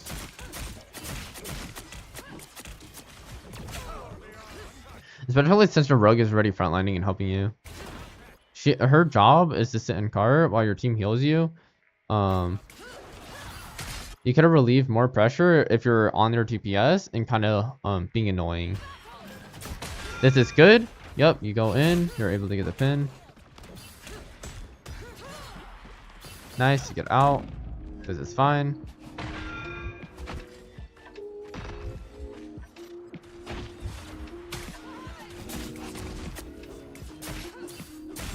Should be able to kill him? Yes.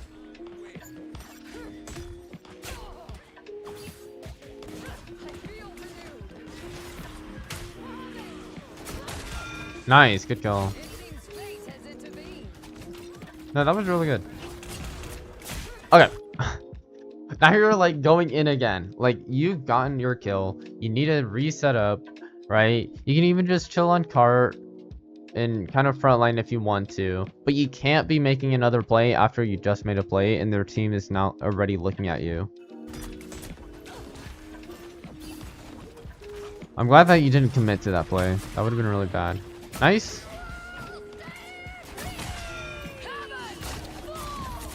Your timing is really good though. Sometimes. It's sometimes really good. Sometimes it's really bad.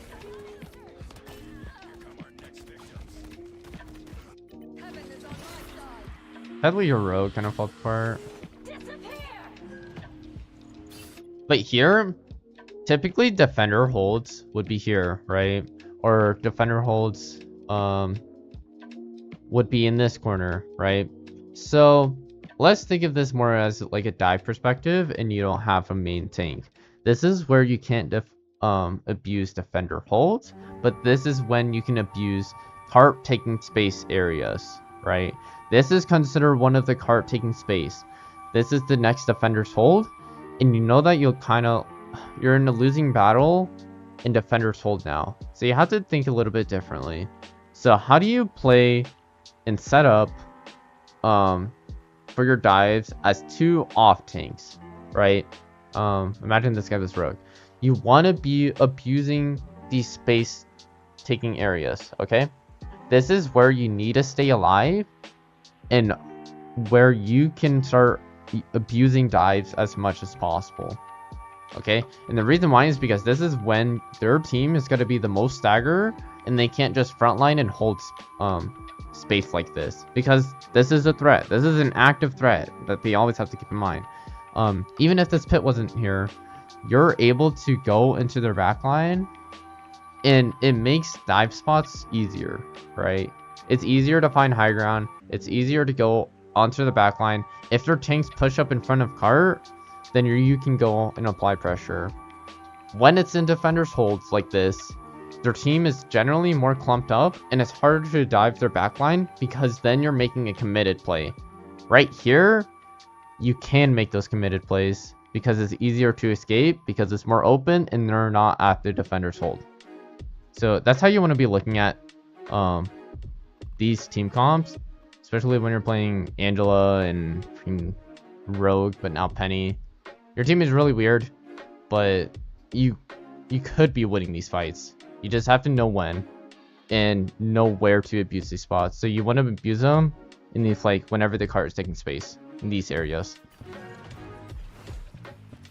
Yo, hey Strawberry.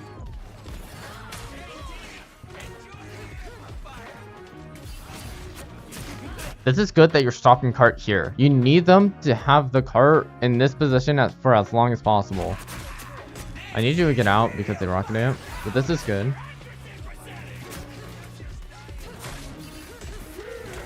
Yeah, they're kind of just ignoring you right now. No. Ooh.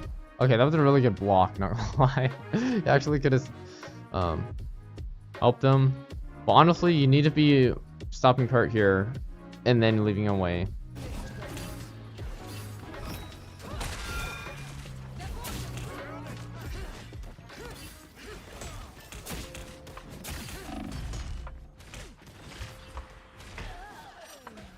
But you did. Honestly, that was a decent play. You were the only one alive. Hopefully they TP. Probably no TP. I think you guys just straight up lose because of no TP.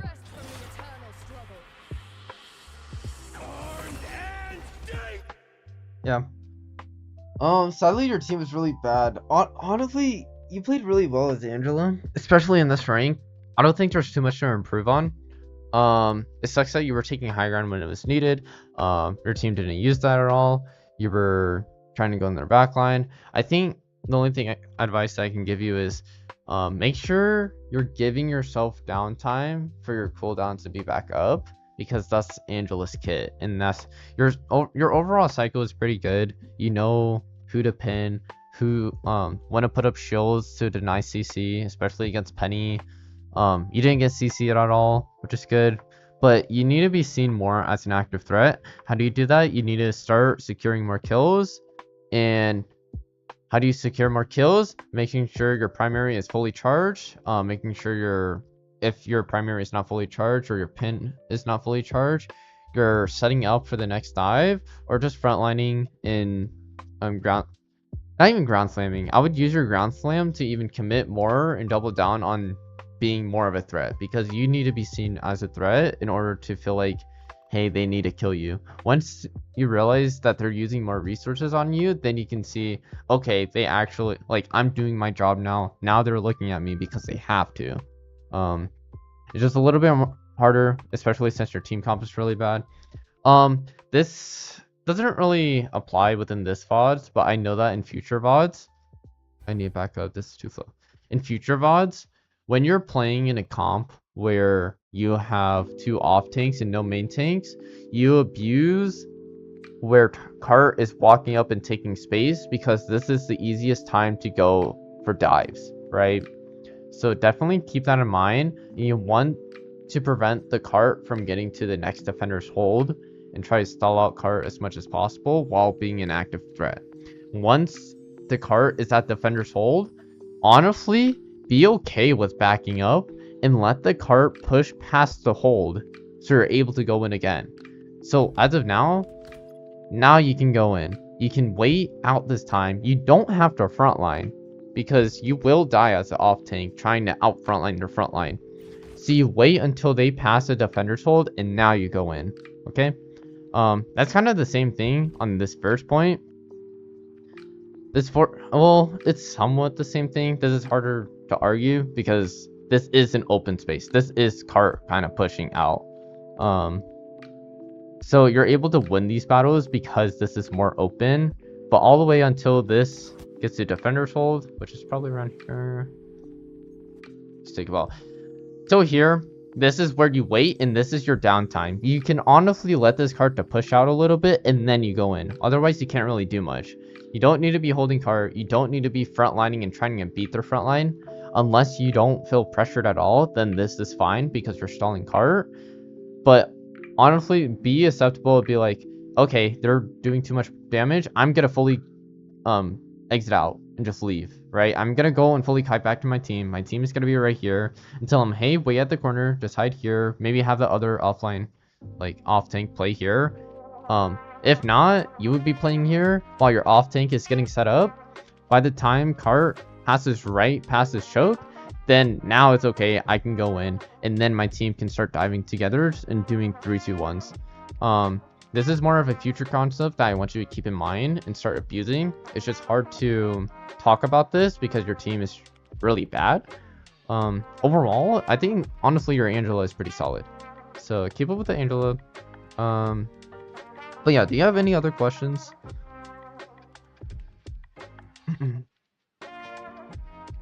But that's pretty much everything that I have to say, especially your Angela gameplay. I think you played pretty well overall. It was just unfortunate that your team was really bad.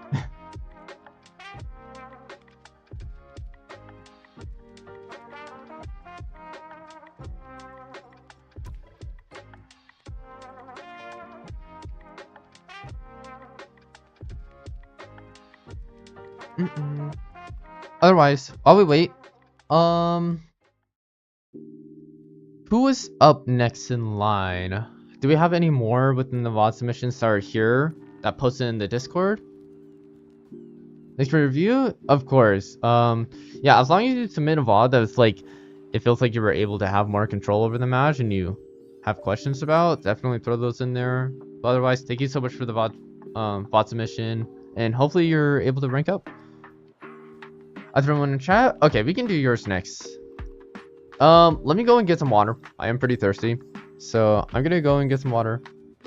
I was fighting for my life against a Smurf duo. Don't worry, that's a good thing. That's actually a really good thing if you're against Smurfs, because you're able to learn what they abuse and how they're able to punish you, and you can improve even more.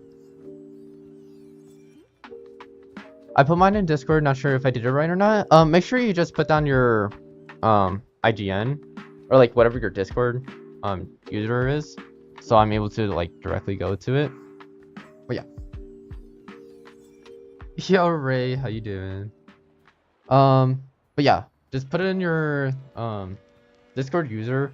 AJ, can I ask for a favor? Can you maybe like set up a queue or like have like kind of note down of like who's next, especially if like anyone here in chat put in their VODs within the Discord. That'd be awesome.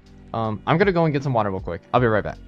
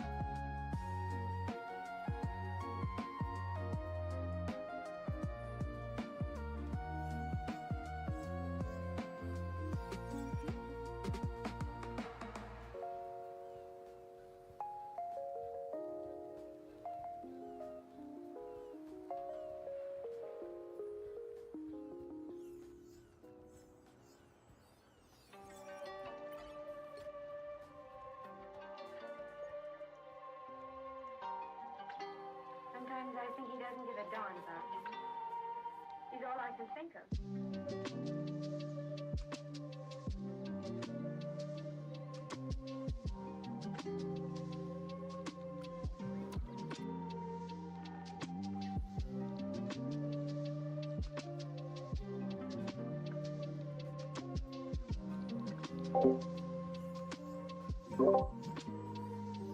Thank you, AJ. I was muted. Alright, I see that you posted 2 of them. It looks like it has the same code. So I'll just do the most recent one. I just have to delete your other posts, especially since they're the exact same. But yeah, we'll get to that one real quick.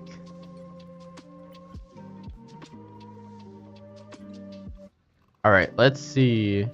Play some Thor. I think it's this one. Yep. Jordan times Thor. Nice.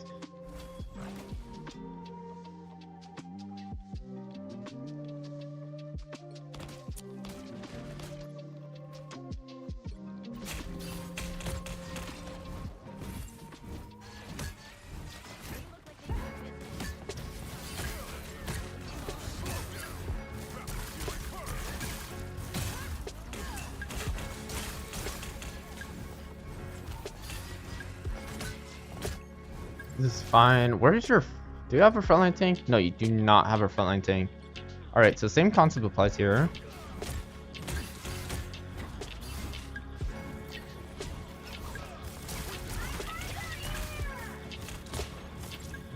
This is fine. I like that you're frontlining, especially since you don't have a frontline tank. But... your job shouldn't be peeling. Well, okay, your job should be going after this Bucky. I do like that you're going after the Bucky. What you do? You end up getting a kill? Kill the Emma? This is perfect. Nice. Yeah, you're cracked. Also, what rank is this? Diamond. Alright. I need to update this. Give me a second. There you go.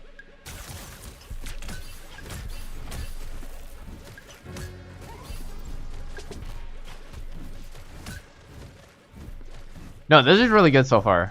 It seems like you're used to playing Thor. Your mechanics are great. As of now, at least. I think that's fine. Especially since you're coming with ult. Alright, you're down 1. You're down your second off tank. What should you do, especially since you're down your second off tank? This is where you have to apply as much pressure onto their Emma before their next dive.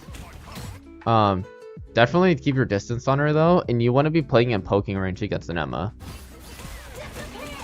Sadly, you do get kicked, but it's fine. Overall, this is good, and you have your ult. Keep in mind that your ult is going to be the factor of getting this guy back to where he needs to be, which is in the fight, right? So, okay, this is you kind of taking an off route. You're opening the space for their team to go directly past you, right? So here, unlucky, you get grabbed. This is fine.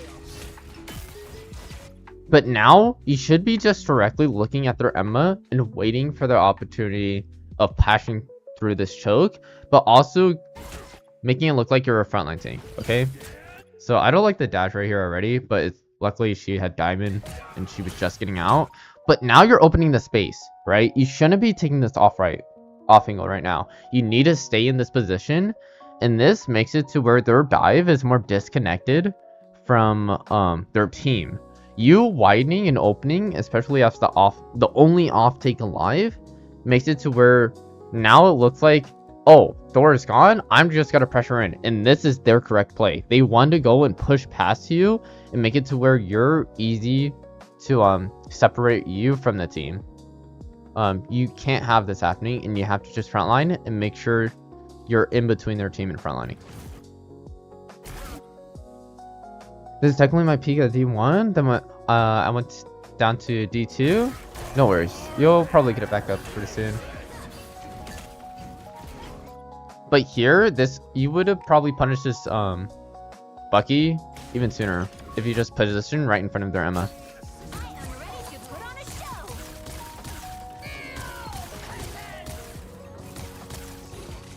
That was a good ult by their Emma, especially since she did it at the end.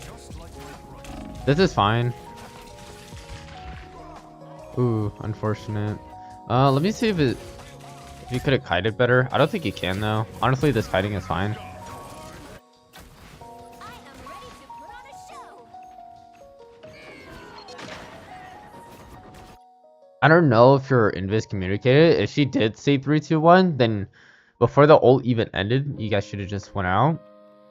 How did he lose his ult? Oh, wait. Wait, true. I think he...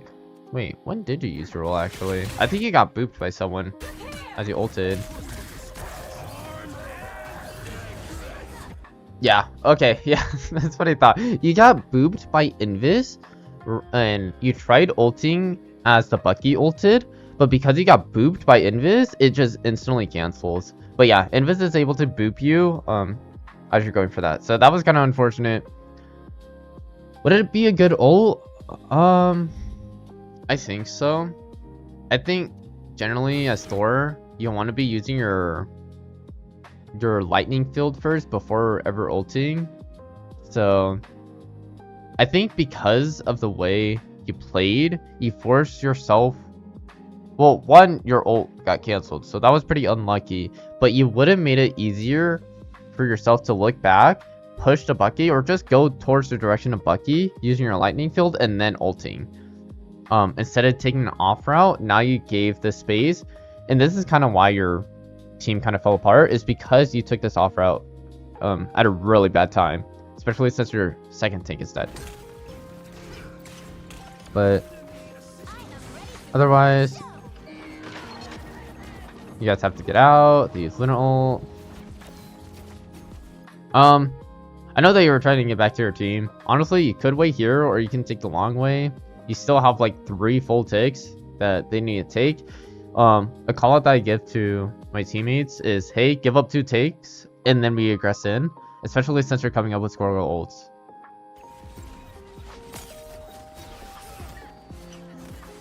What battle can continue without Thor? You need to stop that vehicle in its tracks. So here, you just frontline a little bit.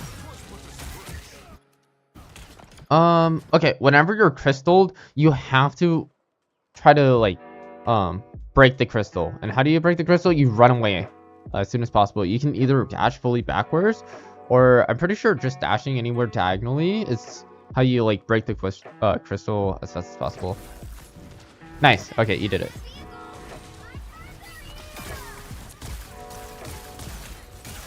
This is bad ult timing from Squirrel.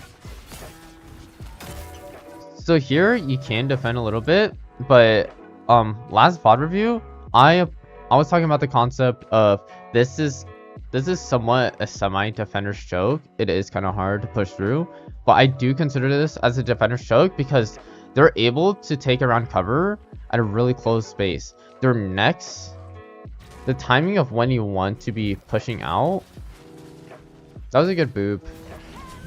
I think you did it a little too soon. Is now. Now you can pressure. It just sucks that now they're hella ulting and your team is not with you. So now you just play to the next point.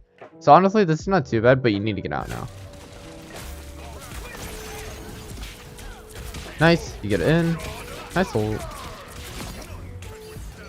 Huge. Damn.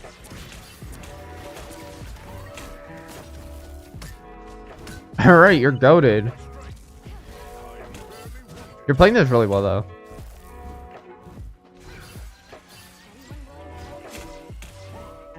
I tried right there. I told myself I should back up the other way. Yeah.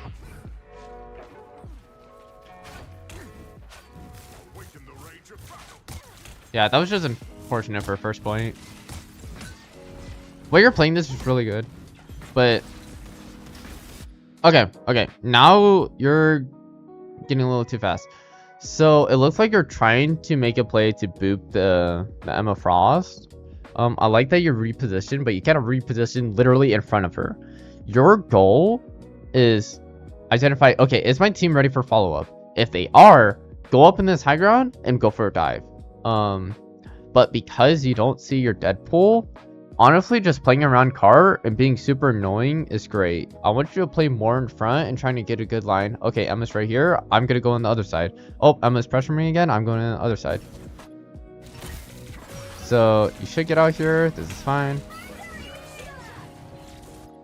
But honestly, I think the better play, especially since your Deadpool is here, is waiting for cart to kind of push up, let Emma let the team kind of get distracted by you, and then you can go around, dive your backline, and your Deadpool would be able to follow up with you. And especially since Squirgle ult is up too, you guys definitely could have team wiped them. Nice, good boop. What you're doing here is fine. You just could have done more. It just requires a little bit more coordination and understanding where your team is at. Otherwise, this is not too bad either. You're giving up space.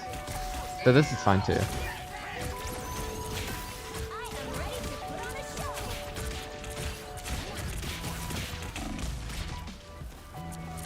Whoa, that was close. Very good.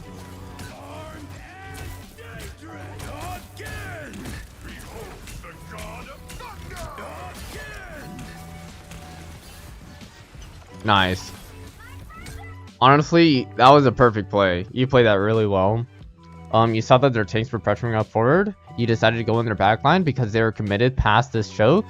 Although they bucket ult, your team understood, hey, we need a kite now. They were able to get to this choke soon enough, and you're able to get a pick. So honestly, you made like a really good play.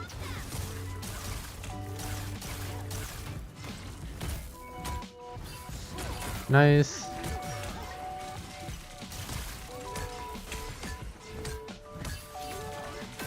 That's fine if she gets a little bit of damage, as long as you're at full. No. Okay. This is kind of the first big mistake that you made within this VOD.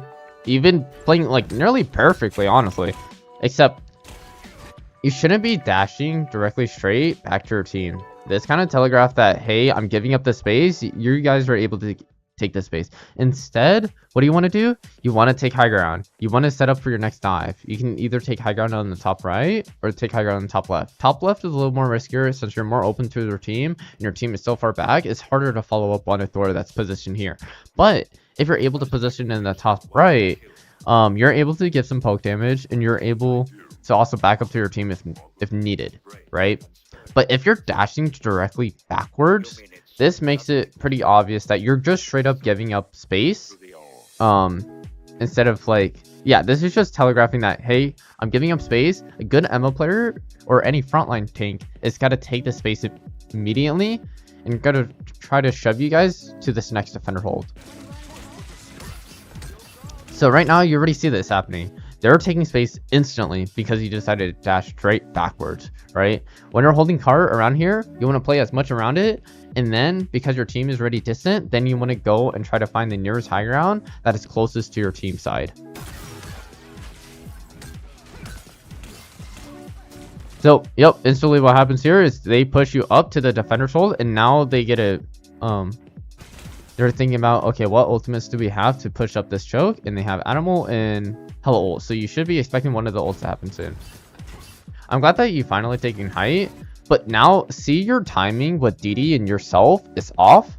It's because you wasted 2 dashes to get to the same position, right? Imagine if you already dashed up here. Your Deadpool should be able to come up here.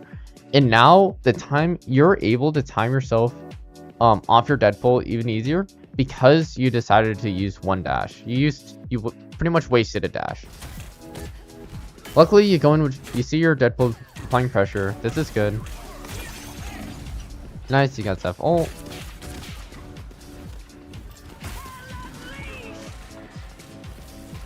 Nice.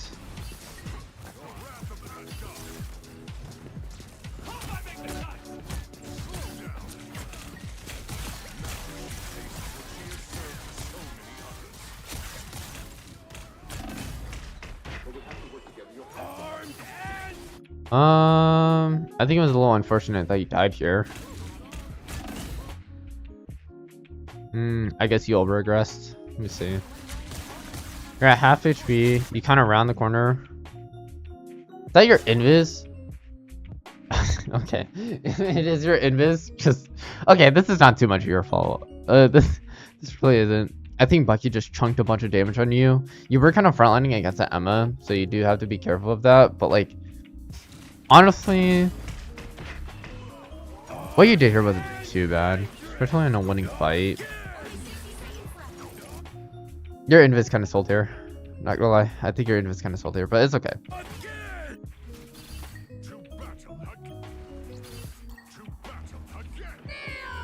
Yeah, if your invis did it, I mean, okay, first of all, you shouldn't be like directly in the face of the Emma player, and then next time you do around a corner, just expect less heals. I just wasn't expecting her to be literally in you too, so that was a little unfortunate. But yeah, I think honestly, there's not much to talk about there. It really was your invis, so yeah, she was going in.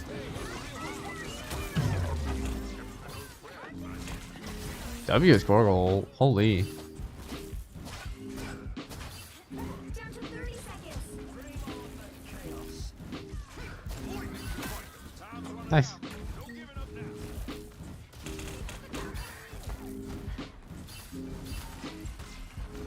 Shields up. Is this your invisible? Does it wait? Okay, what is happening? What is happening actually? Why? Why? Why did he ult here? And why did he ult it invis? Wait, what is happening? Actually, what is happening with?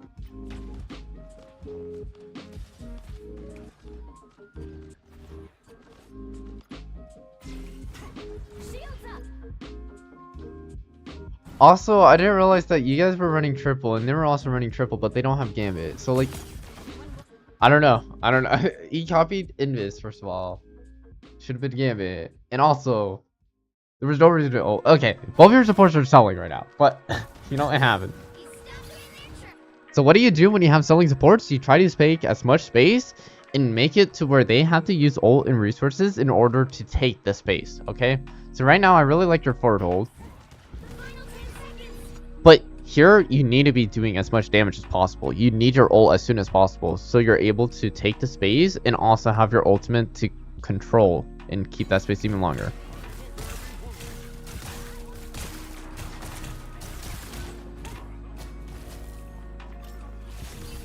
You'll have to keep fighting until you have This is fine. disappear. Shields up.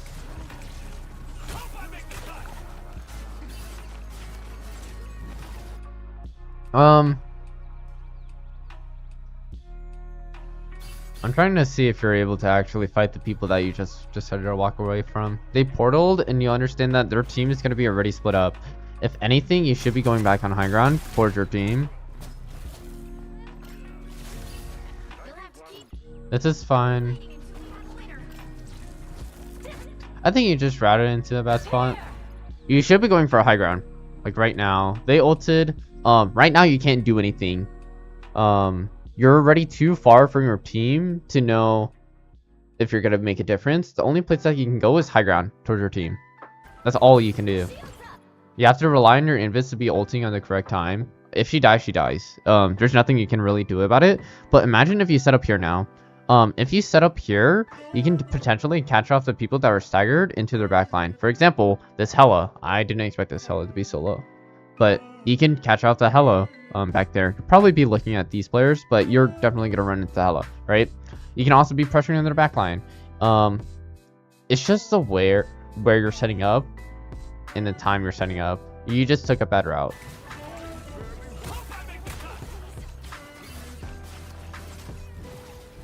I am ready to put on a show. And now you're just fighting in a like you're fighting at the wrong position. You should be fighting back here, pressuring back here. If she Luna ults, that's fine. You can go dash instantly to high ground because you already have ult. Okay, I'm setting up for my next ult once I go in. But now you're kind of wasting your abilities for no reason, especially since you already have ult.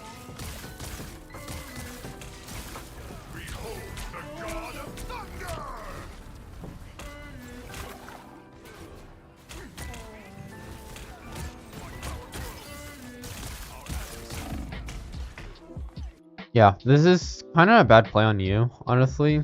It also kind of sucks that your team is getting pressured, but this is where you should, even though you're an off tank, because your other off tank is kind of doing more of the frontline job, and he's been consistently doing that, you should be relying more on your own plays, and you don't have to peel as much. It's not really your job to frontline right now, but they also don't have an off tank. They're running solo cap. So what do? You take space and off angles, right? That is the main threat. The main threat within this team is them taking high ground. If they take high ground and start angle maxing, that's an issue, and your team will lose that battle. So generally, when you're going from off tank versus off tank, like full, like there's no main tank in both teams, your goal as a Thor player is to get to the off angle before their team does. Okay, I need to get to high ground that is decently close to my team, so I'm able to help them out, but also prevents their Hela or Bucky or Adam to take these angles, right? You want to be in places that they want to be. If they don't choose to take these spots, you're able to set up your dives even better. You're able to go and coordinate with your Deadpool even easier. You need to be playing in these angles. I know that they just swapped from Emma, but now this is the battle of just no frontline tank versus no frontline tank, so I just want you to keep that in mind.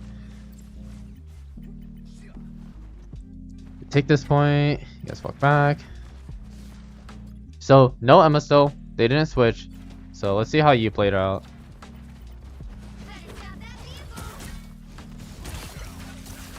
To be fair, your team is kind of selling, especially your supports, but you know what happens.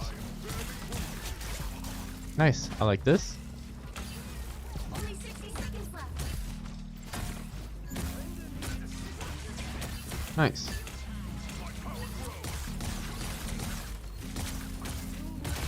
Nice. No, your mechanics are really good.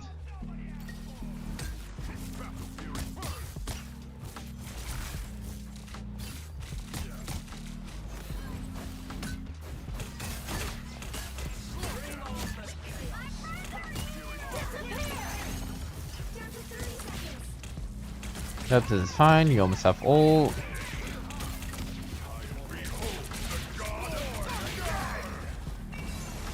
That is so unfortunate. That stupid filler. No, that would have been huge.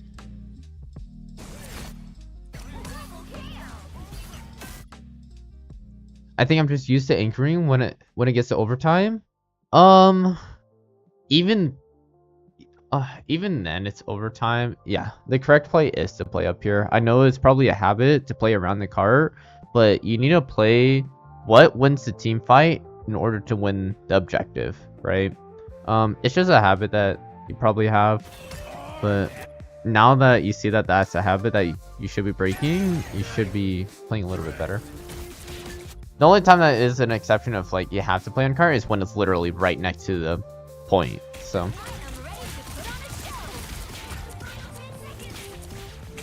they ulted. Fine. So now you have a frontline tank. Your goal is to take either deal pressure onto their DPS to make sure they're not shooting at your backline, because it's kind of obvious that they're shooting at your backline. So either you want to play directly in front of them and pray that your teammates seal you, or you kind of have to just type back here, but take an off angle, trying to make sure you set up for your next fight.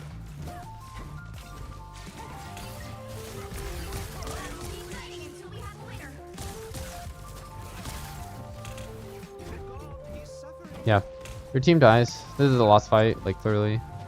Back. Yep. It's now or never. Stop them. Better stop that vehicle. So here's just waiting. So right now, because they have a frontline tank and another off tank, what do you think you should be positioning?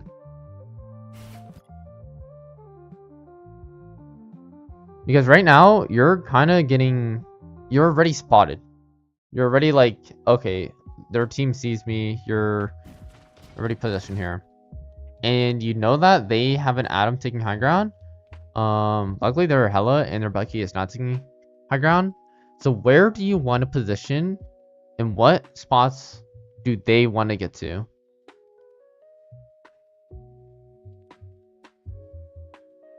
There's actually no. There's only one correct answer here. I'm gonna let this play out a little bit so we can see what happens.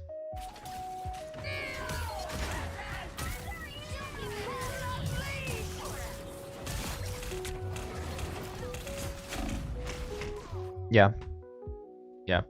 All right, it's pretty obvious the mistake here. So here, you're in overtime. You have 3 tanks, right? And you identify that Adam is playing high ground. Okay. Second main threat is over here, but because you spotted both Bucky and Hella, you know that no one's gonna be here. But this doesn't mean you go there, right? That just means you technically cleared an angle for yourself and you know where all the pressure is at. So now, what I want you to do is go hard right side and take the high ground, right? Or instead of going hard right side, you can go forward, just a little bit riskier, but your goal is trying to get up into the high ground and try to pressure him. It's kind of dangerous just dashing up into him. This is really advanced, but probably you can dash up, maybe hit this like bulge, and then go for the Adam, and then take the space that's high ground, and now you can kind of do whatever you want. This is kind of risky because they have Hella Bucky. Probably the better play is, honestly, you should have just take the route with your team. Your team is able to save you from a bunch of bullets, and now you're able to take the high ground. You're able to poke out the invis that pressure up a little too much. I'm really glad that you got the invis kill. But honestly, any other Ill, there's no way she dies here. But you need to be taking this high ground. This also would have saved you, and it actually would have helped you escape out and live longer. Especially in overtime, this is really important. You would have saved yourself from dying. You would have had a better position on invis to get the kill.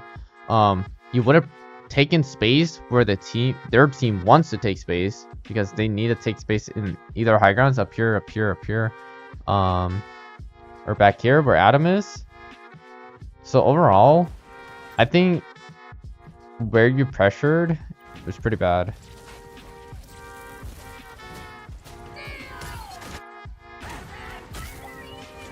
Like, this is crazy. There is no world this Bucky doesn't look at you and just hooks you, or this Hella looks at you, or the Luna just freezes you here.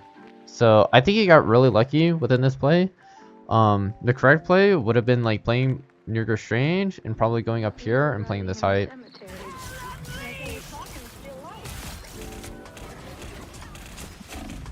But either way, you do straight up die here.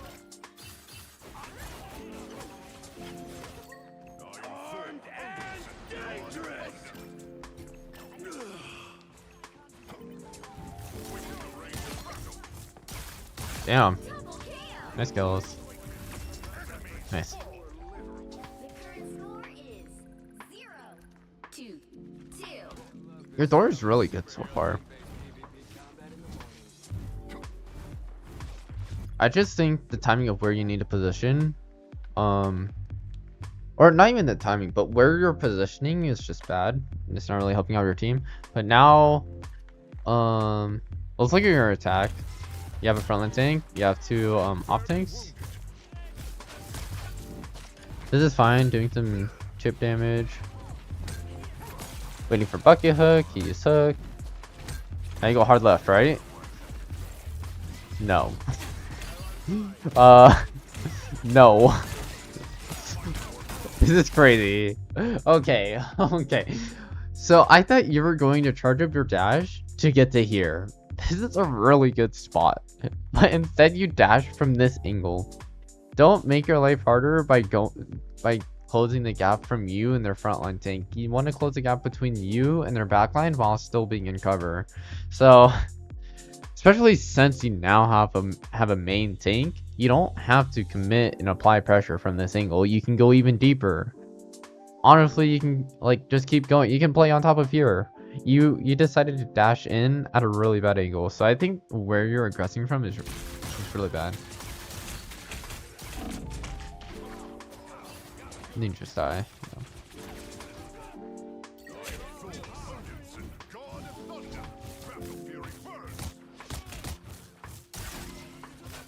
First one to scratch.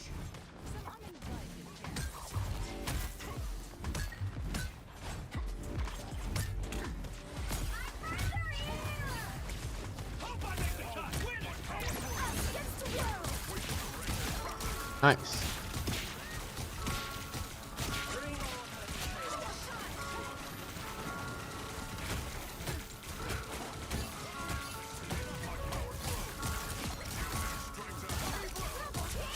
This is good. This is crazy.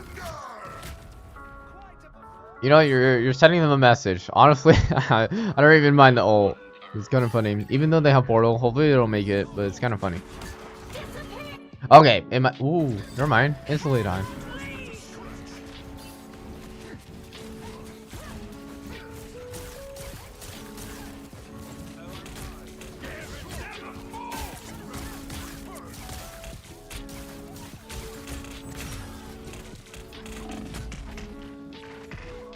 Alright, the ult did kind of troll you guys, but you know, it happens. Otherwise, your main priority whenever they're going on a teleporter is just going for their supports. I know that you were going for a Hella ult. Well, honestly, whenever you're waiting for a charge, I think it's better to dash into their team, use your Thor Force. Or not even to dash in their team, but you can probably dash into Strange, use your Thor Force, or not Thor Force, your Lightning Field in order to like gain more Thor Force and then start shooting at the Hella. This is kind of min-maxing a lot with your kit, so I don't... Honestly, what you did here is not like too crazy. It's a very micro thing.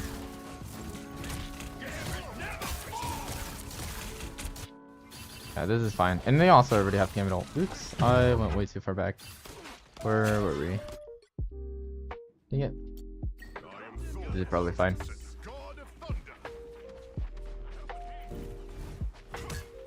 Alright, same situation. Yes! Yes! This is way better. Yes!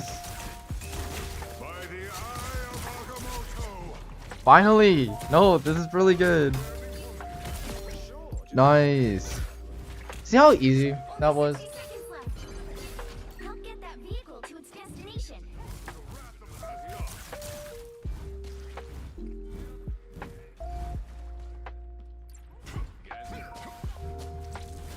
Yep, going to height. Try to get him off. Nice escape. You kind of went too far forward. Okay, so when you go up here, I know that you got a little too greedy and tried killing the Hella, but now you just hold this space. You should dash back on high ground. Like right now. Either dash into high ground instantly, or try to wrap around and try to catch the Emma to get her out of position and maybe get a free kill on Emma.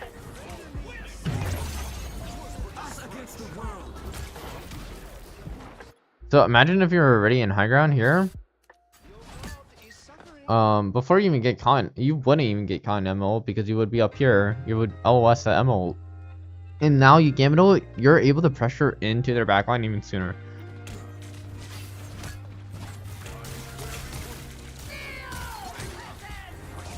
You're again wasting a dash to get into a position that you should have been already.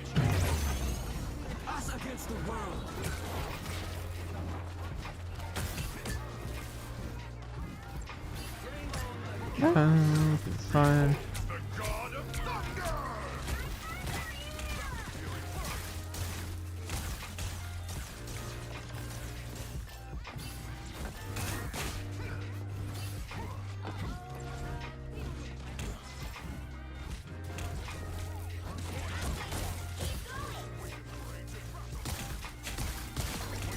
Nice.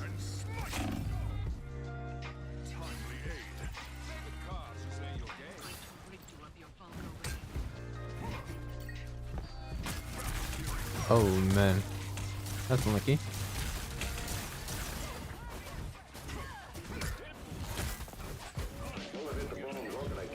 That really sucks. Your team's kind of throwing that. All right, you guys down 3. You just have to back away. They used Gambit, which is huge. They used Gambit in a lost fight, so that's really good for your team.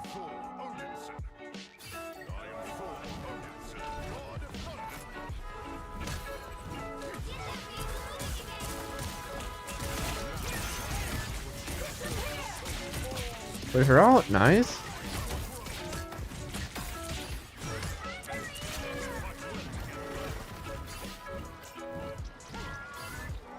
Only 60 seconds left. Yeah, and you also get point. I don't know how you died here, but right now you're playing perfectly. Like everything is really good. Oh, you get headshot. You're also out in the open for way too long, and you're kind of like playing in the line of the frontline tank and playing, yeah, literally in the open of like everything. You need to be taking these off routes and playing with your Deadpool, honestly. Kind of unfortunate.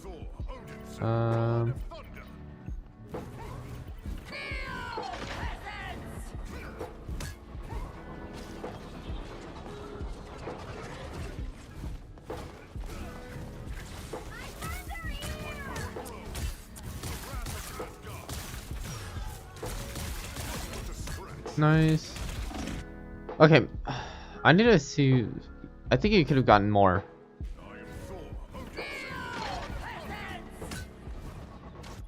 To go here, you could have just kept going left.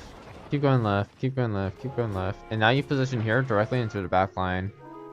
Your Loki does die. Where's your Deadpool? Your Deadpool was right here. So honestly, you could have helped your Deadpool here. Know how to begin. Yeah, health room for sure. Alright, let's see.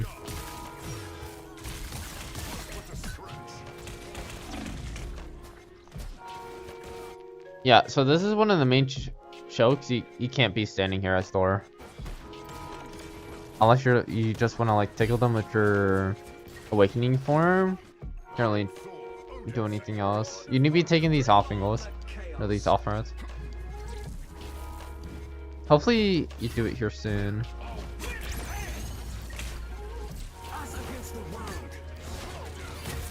That's a little bit better. No, too early.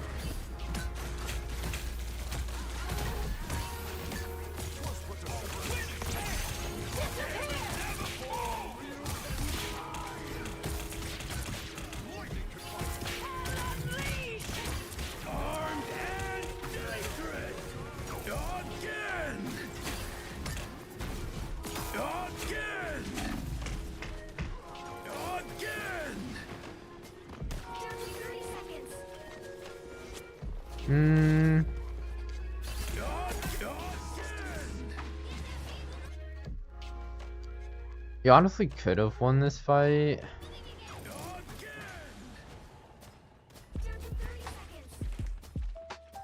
I don't think you did anything too wrong here. What battle can continue without? I'm opening a portal.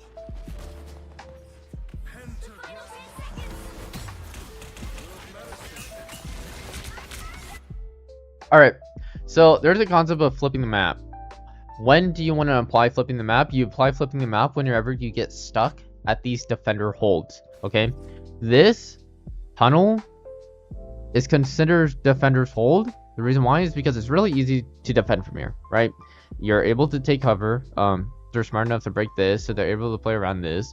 And the only way to get through defender's hold without abilities and doing it through the neutral is by completely ignoring the choke itself and flipping the map, right? You need to redirect your team to go around the defender's hold and flip the map on them.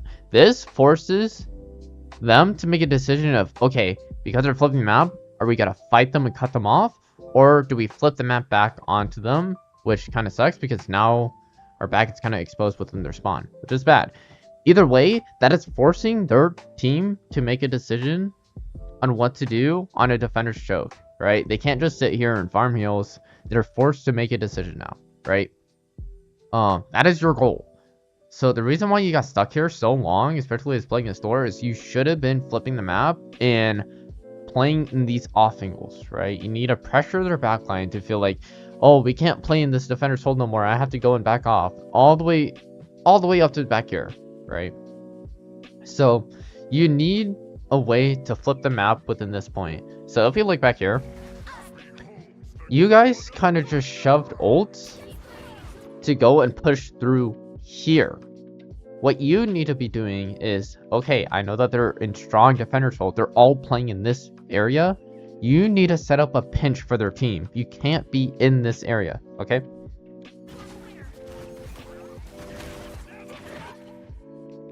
I think this is the whole reason why you lost. It was great that you were able to push out, even with all the ults that you guys use. But you need to position yourself even wider angles, like playing over here and then going in, so that the gamut ult, you're able to have more, like, it's easier to escape from the defender's hold. But the whole point is to be also have the cart move enough to where you don't have to worry about the defender's hold no more.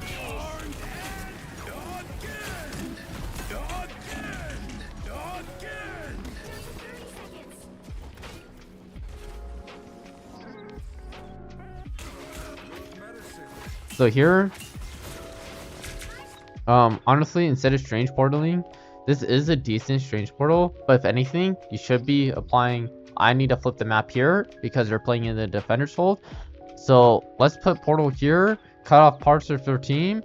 My team is able to heal me. I can block some healing while we're killing the Emma, and we're able to push through. I know this is more of a strange thing, but either way, say that you were playing Thor, you want to be flipping the map on them and destroying this defender's hold within the neutrals. You guys waited too long. I know it is triple support versus triple support, so they get ult pretty fast, but this is why you need to make these decisions even sooner. You'll have to keep fighting until we score.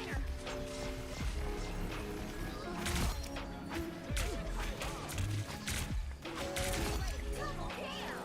Nice. Luckily, you guys were able to go through.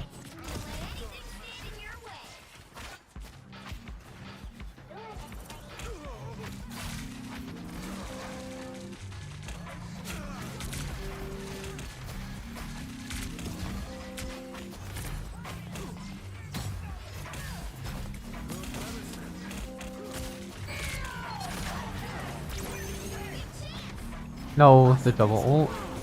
It's okay, it's winnable.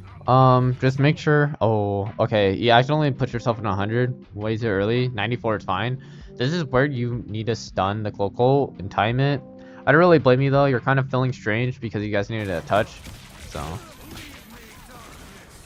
By the eye of Agamotto. Nice.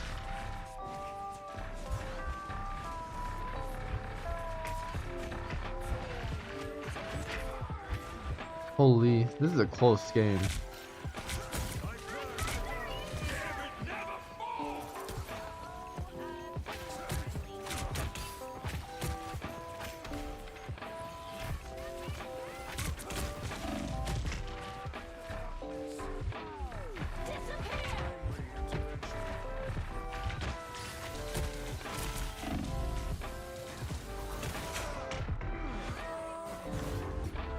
Damn, that was super close. I'm not gonna coach too much on your strange, only because I know that you're here mainly for the Thoropod. Very micro thing though is make sure you're just holding shield for Invis, but that's whatever. I'm not too focused on that. Otherwise, I think you played Thor extremely well. There was definitely moments where you were wasting dashes, and you were wasting dashes to get to where you needed to be. Where you needed to be. Like over here. Oh my, why can it not go through? Over here, you needed to dash and stay up in this high ground, and probably the reason why you felt like you needed to peel so much and you kept dashing directly straight back at your team is because you weren't taking angles where they needed to be. Even though the DPS weren't taking a lot of off angles, this is your time to do take the space from them and start abusing these off angles that they're not taking. I know that near the first half, there's a bit of like there's no front tank at all. So abusing off angles is even more important. But even then, when you're going against Emma Frost and you only have like 2 off tanks, you need to be abusing these high grounds. You can still do the same play of like dashing into their Emma and pushing her past the Cho, right? But it sets you up and gives you more vision of their entire team. And you're in a safer spot because you're in high ground and your team has LOS of you, right? So just setting up in more high ground position in order to essentially peel for your team in a way, because you're able to mark the DPS characters, right? I'll see too many times where you needed to peel for the teams, but I can definitely see your panic as in like you're dashing directly straight back at your team in order to peel for them. I think in general, whenever you should be peeling for a team is 2 ways. Either you cut since you're the only like off tank, you cut the people that are diving you from their backline and make it to where they have no heals. You have to pray that your team lives long enough and you don't take enough damage to just straight up die, right? And secondly, you need to take these off angles in order to mark characters and make it as difficult as possible for the card to be moving up. On offense, he did play pretty well. There's not too much to say here. Same concept applies. You should be just using 1 dash and making sure you're holding these really strong like off angles. Instead, you keep using 2 dashes in order to get the same spot. So I think really the main takeaway from these spots is you need to set up or like position better for your team and start marking where the DPS players are.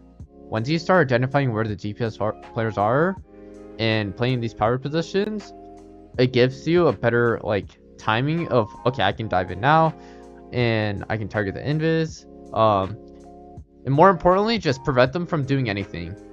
Overall, I think your target prio is really strong. It's really good. You got a lot of invis kills or like kills on their backline, which is really, really good. I just feel like you could be doing that more efficiently, especially since you could be taking less damage, like right over here. Because you have a frontline tank, you're able to take deeper angles and play these deeper like flank routes. Overall, I think your Thor is really good. I think you will continue to like keep climbing as long as you keep playing Thor, especially at the GM. I think later on you will start to struggle playing against higher and higher elo, because these players understand a little bit more of these off angles that they need to get in, especially since it's poke flop nowadays. But because a lot of people don't know how to play poke and they play like in a brawl manner, taking off angles as a Thor main or as like a Thor player is really, really powerful. You can still do the play of like taking this off angle. If nothing happens, you don't see any time of opening, okay, I'm just gonna hook their Emma and put them into my team. You're still able to make those plays. Otherwise, if you have any questions, just put a comment or anything. But yeah, I think your Thor is pretty solid. But yeah, let me know if you have any other questions, and we'll get to the next VOD. Oh, also, one more thing that I forgot to mention near the very end. Whenever you're in strong defender holds, again, flipping the map. You need to apply flipping the map in order to get past them, especially within the neutrals. So here, really strong defenders hold. Oh, I have to go into the off angle as soon as possible and make sure my team understands. We gotta flip the map and make it to where they can't play this area anymore. So, that's really, really strong. And that's the same thing all the way up here. I know that you guys didn't get past it, but say that their team is holding really hard here because this is somewhat a defender's hold. Flipping the map by either pressuring through the right side or taking this high ground, taking deeper line of sight. Hopefully your poke characters can get a kill. And while your guys are taking high, this would pressure them far enough to where you're able to take this high ground. So any way to apply pressure onto your backline or able to flip them out on these strong defenders hold, like here. But yeah. Yeah, I feel like I'm aggressive when I shouldn't be and passive when I should be aggressive. Yes. And the way to fix that is by your positioning. Currently your positioning needs to be worked on, and try to work on that, okay? I think that's how you're gonna improve the most. Otherwise, I really like your target priors, like who you're targeting. Also really like how your timing is also not too bad, and everything that you're doing is really good, especially your mechanics. But you just need position in a way to kind of force, like, it makes it easier on yourself to know, okay, now I need to be aggressive. Oh, now I need to be passive because they're on my backline. It's because you're in height, you're able to mark players, and it makes it easier for you to make those decisions. But yeah, that's pretty much it for this VOD. If you have any other questions, please comment. But thank you for the VOD submission. Alright, who's next? Who's next in line?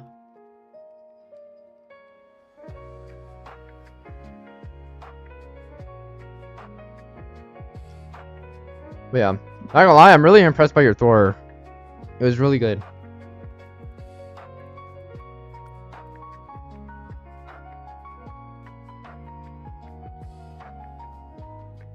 Alright, let's see. Cloud Sheriff? Okay, okay.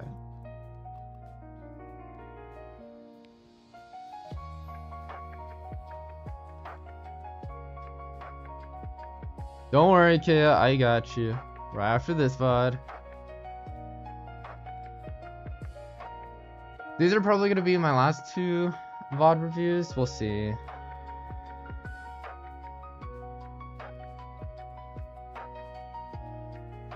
I'll be able to squeeze one more. If anyone submits one more. But yeah.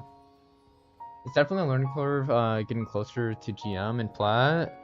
You can basically 1v9 your backline.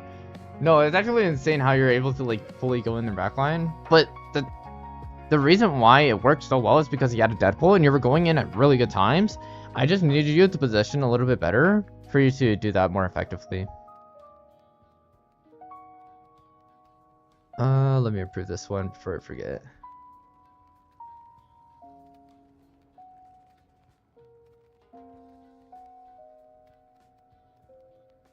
I'll definitely be rewatching the stream. Yes, of course. Hopefully you're able to rank up after these VOD reviews.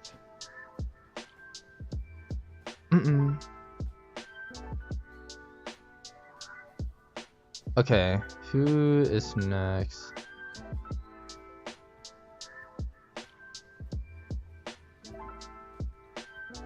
Alright, I see it. Nice. Rock Mac, got the code. Okay.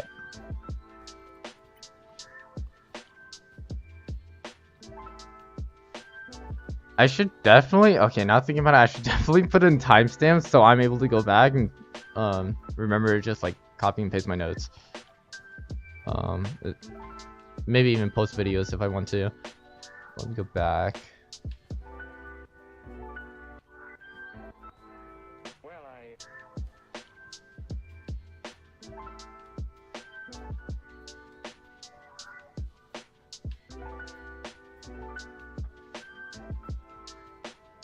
What?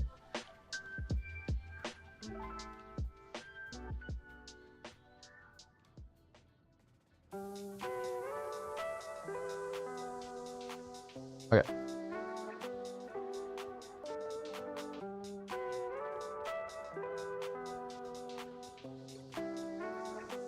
All right. This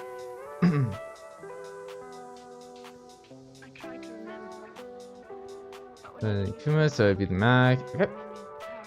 Now let's see. What is the last thing you can remember? I don't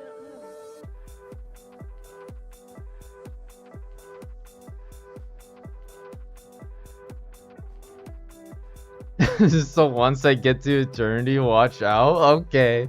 Okay, I'll see you in eternity soon. All right. So we're gonna be watching the Mag gameplay, a little bit of Rogue. We were initially rolling on a tag and then staggered on last point. Was wondering what I could improve on that. We got the point.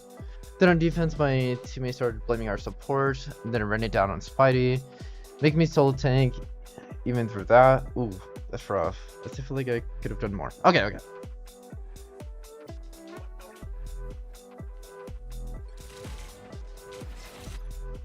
Here. Okay. We gotta make Ultron pay for what he did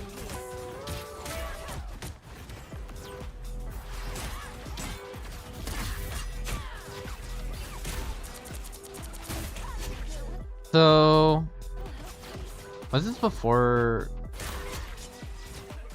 the buff? Only because the cooldowns look a little weird. But either way, it seems like you're already messing up the cycle with rogue cooldowns. Let's go near the start.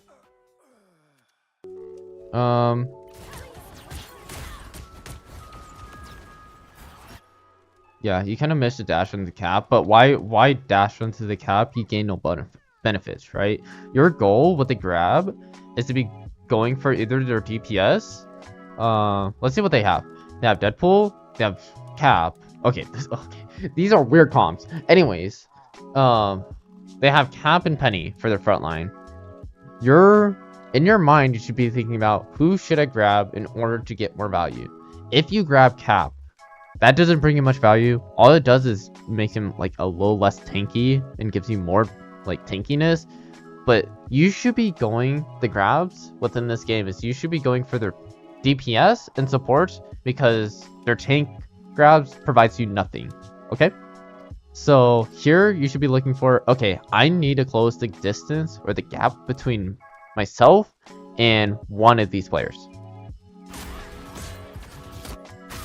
which is not bad. Here you get a little closer, but imagine if you have to grab, just knowing that. So next time, make sure you wait your grab and kind of decide who do you need to close the gap in order to get their abilities, or not even just abilities, but to make myself stronger.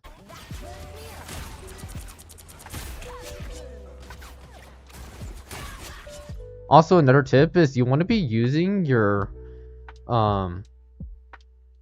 kick ability and your dash ability, like your dash and pull ability, nearly the same time. Especially with the new buffs recently, you're able to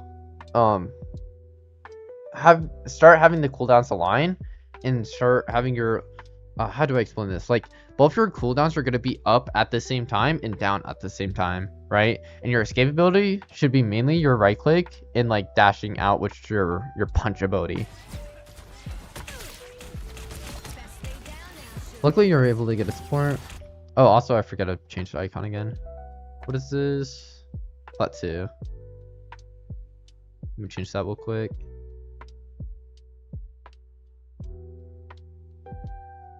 There we go. But luckily you were able to get the kill. Nice. Use your kick. Use your kick. Oh. Nice. This is really good though.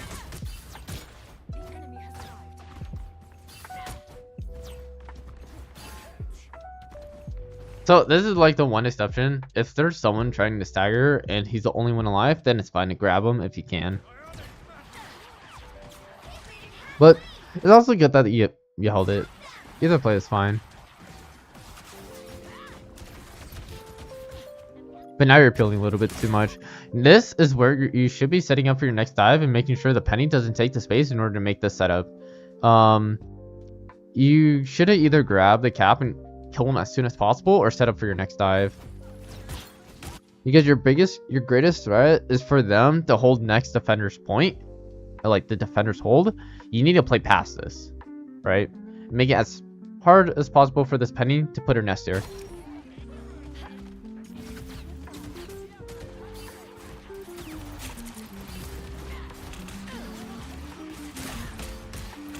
Yeah, I'm not sure he's able to push in.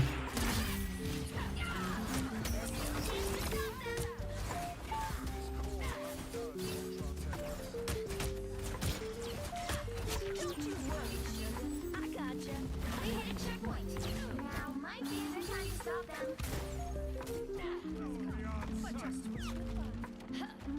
It's all good so far.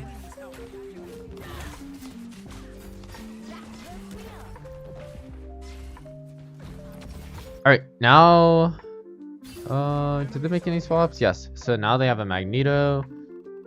Yeah, they only have one tank. They only have a Magneto. 3 DPS. And you're coming up with ult.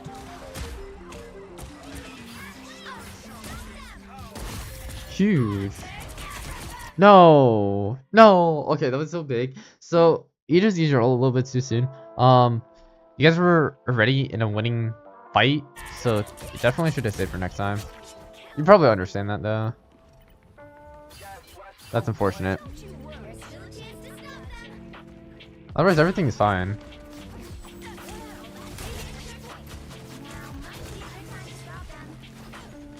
The only thing I want to be seeing more is you using your dash and your kick more in sync. I need you to use both of them. So you want to use your dash to get in, use your kick to kick him up, and then you can use the pole. So my biggest recommendation is figuring out her cooldown cycle of what the pro players are doing. And most commonly, rogue players, what they do is they dash, get in, they close the gap even more if they need to by using the kick. And there is this one-shot combo where you would throw a kick and then down slam, and it also like swoops them in. I'll show you in the practice range. Just make sure you remind me. But you're using your cooldown cycles kind of out of sync. You should have it to where you're using your. You need to work on your engages to be more of a threat. This is also fine too. Luckily, their team is really bad, so you guys are kind of steamrolling them. Yeah, someone needs to get on cart. Because no one's doing it, you only have one support. Honestly, you could just stay back here, especially since you're an off tank. So you definitely need to start pushing cart here. And yes, it will be your job as person pushing cart because you only have one support. I'm gonna die, am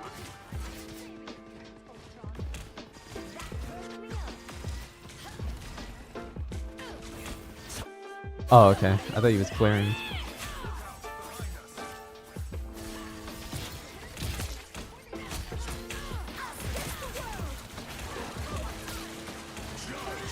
Okay. Okay. Let's back up. So, you're repositioning for a team fight, right? And you're trying to figure out where to go next. Because you're an off tank, always keep in mind, alright, let's try to find high ground and set up for a dive. Because you're pretty much like an off like dive tank, right? So let's set up let's reposition and set up for high ground. Always try to look for high ground in order to have your next setup, right? So going up here, you probably don't need a dash, but you can even kick and go up here and just wait it out, and then you go in, right? You need to set yourself up for the next fight, and typically on dive-ish like tanks or DPS, you want to set up in high ground. You want to set up here.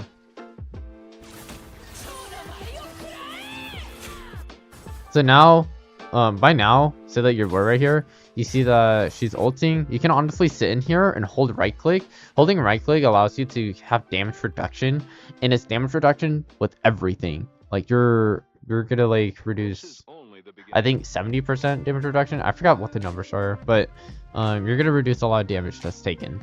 So just sitting here and holding right click is gonna be huge.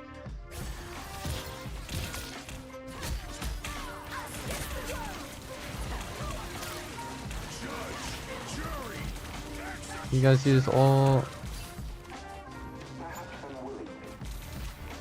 No further details available at this time.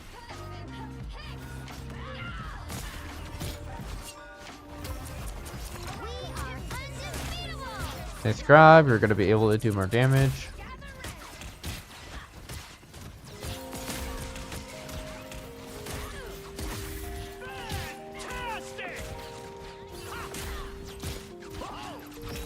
No. Well, I guess your entire team is dead. I would have just died, like purposely died just to break the nest because your entire team was dead. So.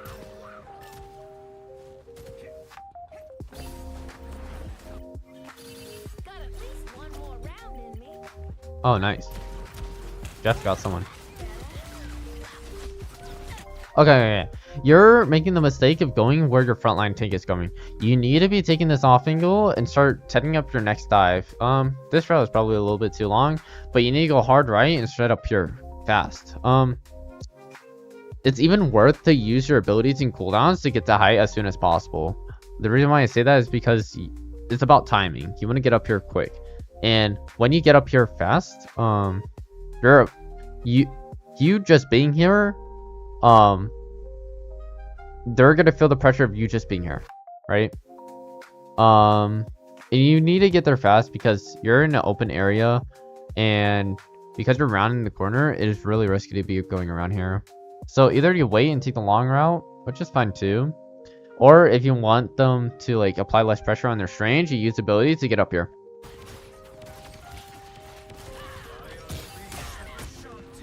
This is good. I like that you're going for cloak. Next time, I want you to use this, your grab ability, and think of it more like a stun.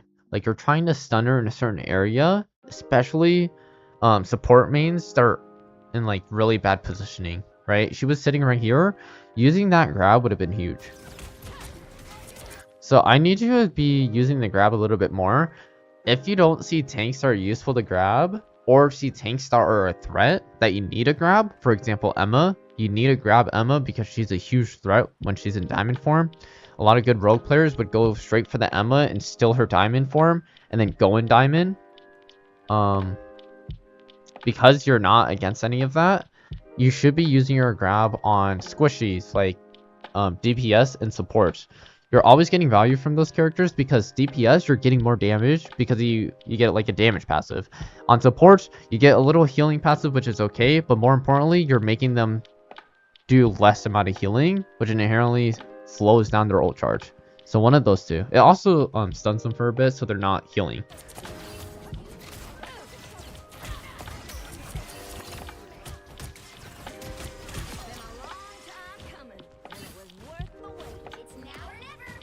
Nice kills.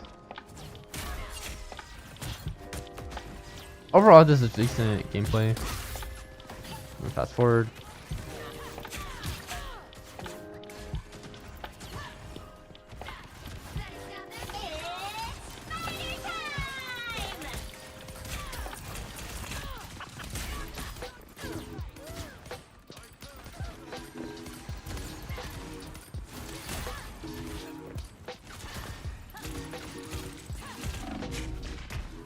This is where we stagger? Okay, I thought so. Because this is where their next hard defender's hold is. And this is probably like gonna be the hardest point to push. Luckily you have 2 minutes. They use Penny ult. I had a really bad time, honestly. No, you guys used that ult. It's not really good, but we'll see. Judge, jury, executioner!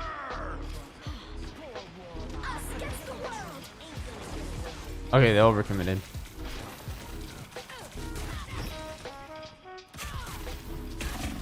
This is fine, you just need to die as soon as possible. Nice. So here you should be ult tracking. Okay, they use cloak ult. Okay, they use Punny ult. I should be able to go in. This is real firepower! Okay. This is where I was talking about defender's hold and what to do against defender's hold, right? They are in hard defender's hold. This is actually technically the worst point to go against because they have this defender's hold where they can hold the ramp, and they have this hold where they can hold this corner, right? This is not as good because you have more options. I guess over here it's not as good because you also have height. So your goal as rogue is to flip the map and try to apply as much pressure onto their backline. This will make it to where their backline is feeling more pressure. They either back up or have their DPS to focus on you instead of the front line, and then your front line is able to go and push in easier. So as of right now, your goal, because they're in this defender's hold, is to get up on high ground. Okay, this is kind of like nearly your only option until you get your ult. Okay. So you want to be going up here, you want to be playing with your Wanda, you want to be playing even back here. It's kind of hard because they have Penny Nest here. Another rogue tip is because Penny's not close to your nest, you can just walk up to this, hold right click and eat up a bunch of mines. Don't make sure you don't die, but you can eat up a little bit of mines. Back up, get the health pack, and then go in and break the nest. Right? This is your goal as rogue. You need to be taking high ground and flipping the map and apply pressure on their backline. Note that because you're going on their backline by yourself, you have to save one of your cooldowns to escape, like one of your big cooldowns. You can't go for your full committed one shots. You have to go for either I'm gonna use my dash to close the distance and get out with my kick, or use the kick to close the distance and get out with my dash. This sets you up to live long enough to stay in their backline and live for your team to do something. So you have to keep in mind of that too. Let's see how you play here, but that's how you should be playing this point. Holy, that was risky, but luckily Penny didn't stun you. Also note that your grab is kind of pointless. So whenever you're frontline like this, you've been like grabbing mainly their penny. Their penny doesn't give you any benefits except make you a little bit more tankier. You need to start grabbing these squishies. So that's another thing on flipping the map. It makes it easier for you to set up for your next grab. And now you have a really bad ult.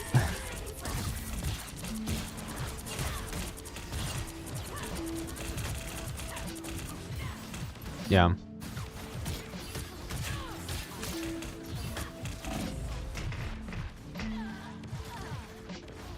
So then again, see how like everything kind of aligns perfectly for you. You have your ult too.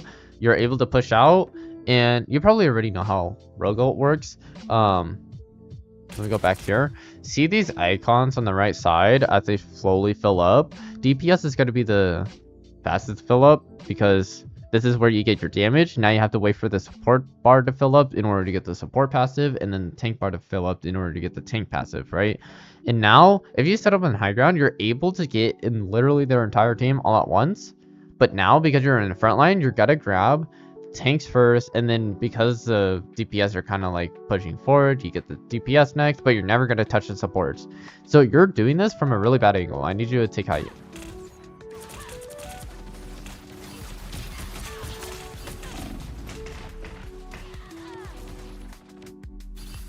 Ain't getting rid of me so easy. Yeah. Wait, this is huge. You get a DPS?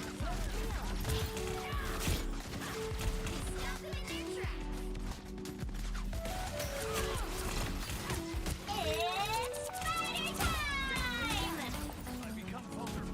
The final 10 seconds.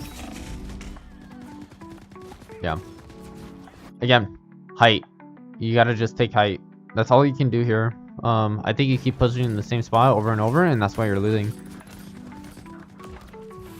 Your team does stagger a little bit, but it's because of you that don't position and set up well enough for you to do anything either. So you're kind of like pointless on this last point, mainly because of where you're positioning yourself and setting yourself up, right? You need to have a purpose of, okay, by the time you set up here, your team is going to be here. So it's got to kind of stop the stagger problem already.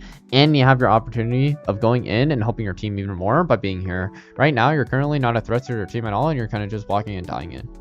So make sure next time you go and take high ground, and looking for grabs are actually useful. Those are your like two biggest notes within this this VOD so far. Let's look at an attack. We'll see. And this is where you play Mac. Okay. A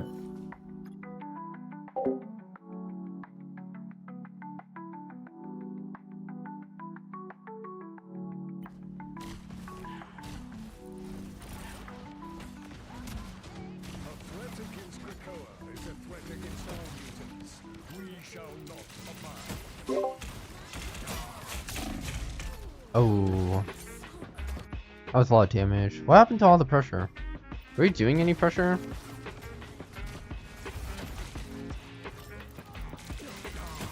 Alright, your spider dies. Alright.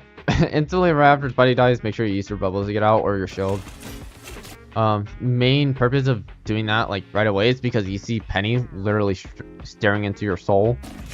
That's like a cue of being like, okay, Penny's about to stun me. But anyways, that's kind of unfortunate. Both your DPS dies right away. I shall not be removed so easily. You are under my protection.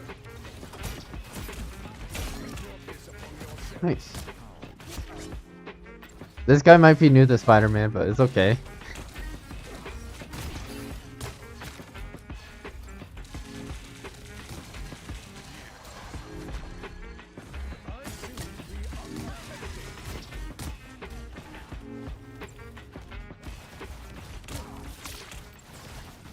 Here they are now.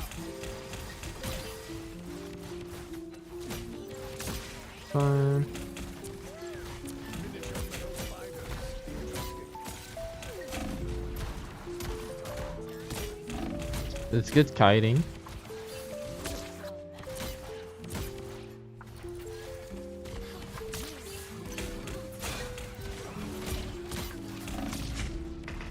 Honestly, everything is fine here. Just make sure you use your personal a little bit more. Use your shield a little bit more. You're kind of forced to kite because, I mean, your DPS. I don't know what they're doing, but yeah, it's just unlucky. Your Spider-Man is kind of thing, but it's fine. The vehicle reached a checkpoint. Luckily, they use roll. Momentum. Honestly, that first point was not too much on your fault.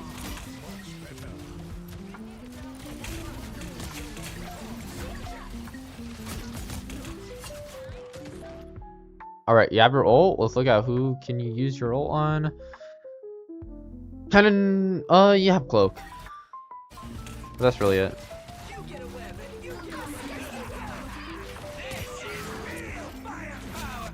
So make sure you just bubble her next time, but everything is good. Nice.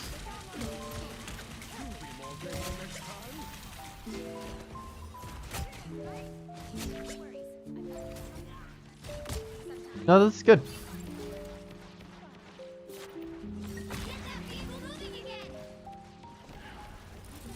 You need not fear. I feel like myself again.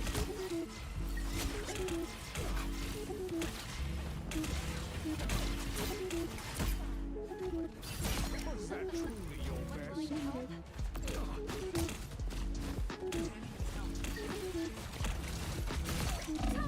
Let's go. Bubble. You need not fear. Fantastic! What? He ults here.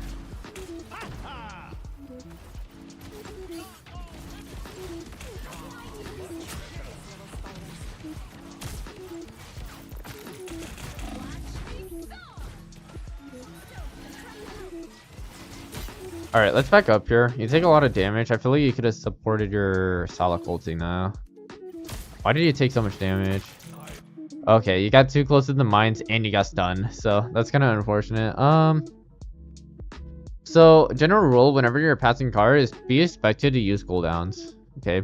That is because you're running the risk of blocking LOS from your supports already and you're making a committed play. So this bubble reaction was a little slow. Honestly, you could have died just straight up there. Luckily you didn't. But just keep note of that. Nice bubble.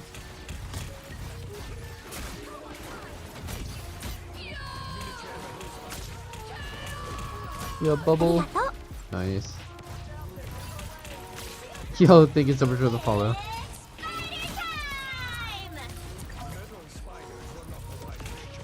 I wish you were keeping track of your golden a little bit more, but this is fine. Use bubble on someone else.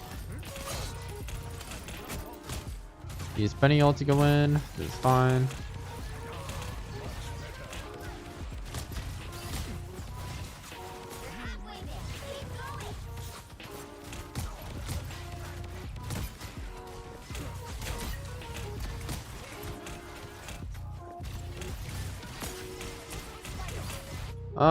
You guys are definitely getting overwhelmed. I think it's kind of the lack of your DPS, but also just make sure you keep frontlining and keep getting right in Penny's face, since she's pretty much the only one like kind of pressuring into her backline, and she is kind of a threat, especially if she hits a stun onto your team.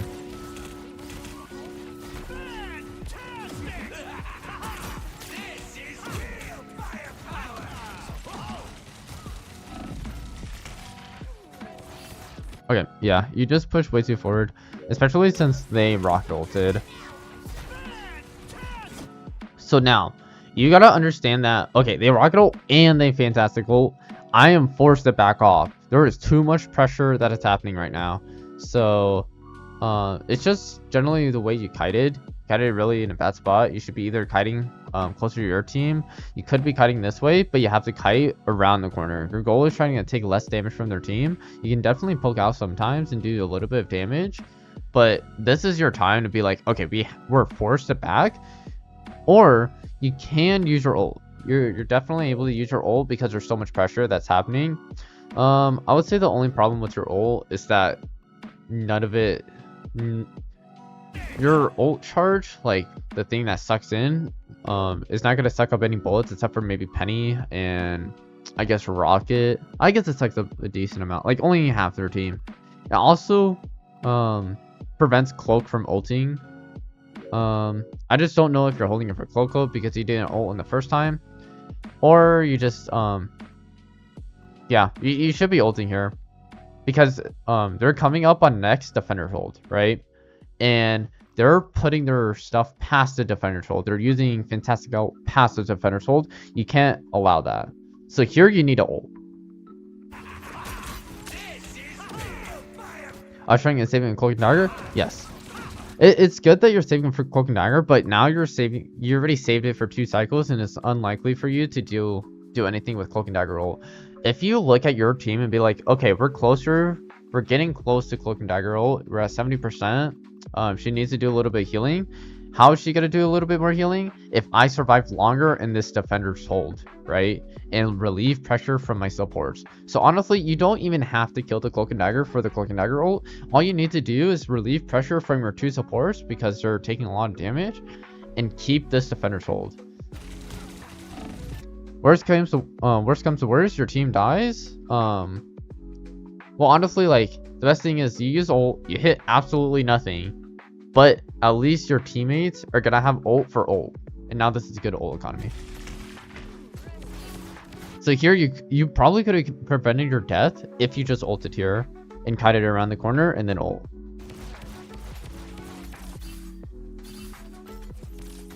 So now, note that all your progress right here is kind of pointless. You're in a really bad spot because it just passed the Defender's hold.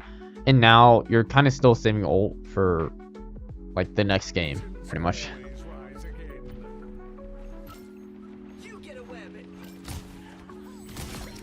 Yeah, now it's too late to be in the fight now. And you still haven't used ult within 2 points.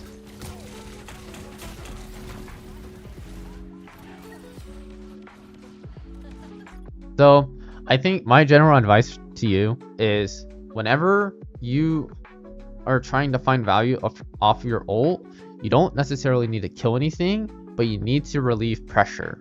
When do you need to relieve pressure? It's when they're trying to pass the choke. They can only pass chokes if 3 things happen. Either they get a pick, so they have numbers advantage, then you have to ult. If they use cooldowns and overwhelm your team, kind of like a dive comp, or they use ultimates, and then you use your ultimates. And the timing of when to use ultimates, you want to think of it at defender line choke. So right here, this is defender's choke. The reason why is because it's really easy to defend here. There's only like 2 chokes that you really have to hold, and it's nearly impossible to get through here within the neutral phase, unless you have the abilities or the ultimates to do so, right? So this is the timing for you in response to use your ult before they pass this choke, because otherwise you saw the fight is really hard to defend once the cart gets to this point. So that's how you know when to ult. Yes, you're saving it for another ult, and you are waiting, but sometimes you have to make a response, especially since your team is getting closer on ult and they can't make a response themselves. Okay, so keep that in mind. You definitely could have held this a little bit longer and potentially be able to flip it, but very unfortunate. Also, when you're ulting here, another like niche thing, or like another thing is like, said that you couldn't get the kill, you could have helped break the rocket amp. So here, the rocket amp, you just hold ult. If you absolutely can't see anyone to ult, or if they're all running away, you just look back and then break this. So take your time. How much longer are you going to be streaming / VOD reviewing? I'm going to be streaming and VOD reviewing for pretty much like 1 more hour. I'm going to sum up these VODs reviews like a little bit faster. Don't worry, Kaya, I'm definitely going to go to yours next. I'm only accepting 1 more VOD review, so make sure you do post your VOD review code within the Discord. And that's going to be the last one, okay? Right after Chaos.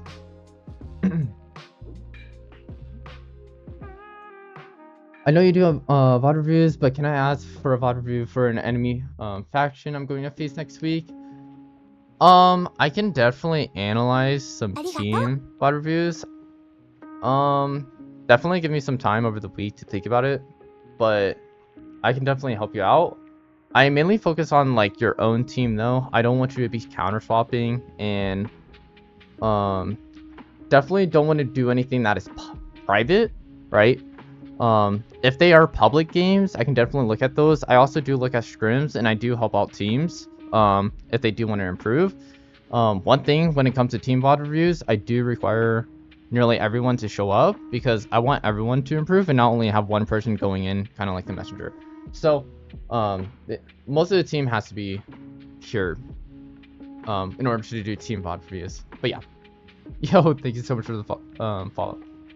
I'm assuming you were busy for the rest of the night for the VODs, but when do you do VOD streams, if I may ask? So I do VOD, like free VOD reviews every single weekend, definitely on Sundays. I am able to do some VOD reviews over the weekdays. If it's something a little bit more urgent for teams, I'll definitely do so within the weekdays, because all I do is like grind ranked anyways. So sometimes I do VOD reviews before I start playing ranked, especially when I'm waiting for my duo. So definitely stop by any day over the weekdays. I stream pretty much every other day, so Monday, Wednesdays, Fridays, and Sundays. So yeah. But yep. Let me know. Definitely join the Discord if you want any more information, and submit your VODs there. I have this VOD submission videos. But yeah. Alright. But yeah. Thank you for stopping by, Tibla. Because I did a Mercedes tonight, top 128 proceeds next round, and I barely got qualified, place 128 or 127. Damn, this enemy team is all top 500. Oh wow, don't worry, I play with a lot of top 500 players, and yeah, I can definitely help out.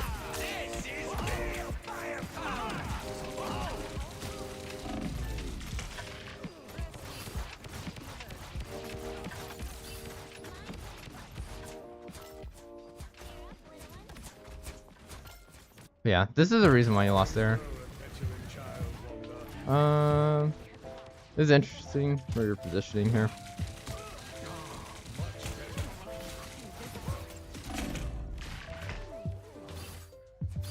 I shall not be removed so easily. That's it! Don't let anything stand in your way.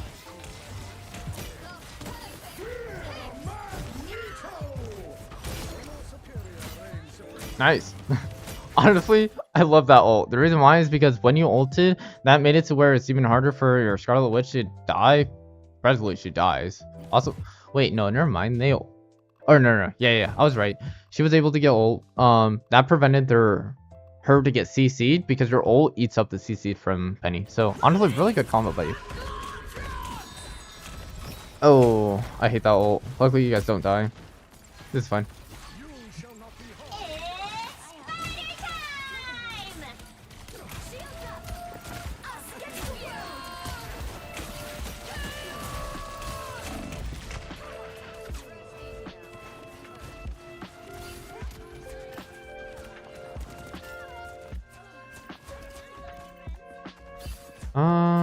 Let me look back at this last fight. I don't know why your Penny decided to push up and...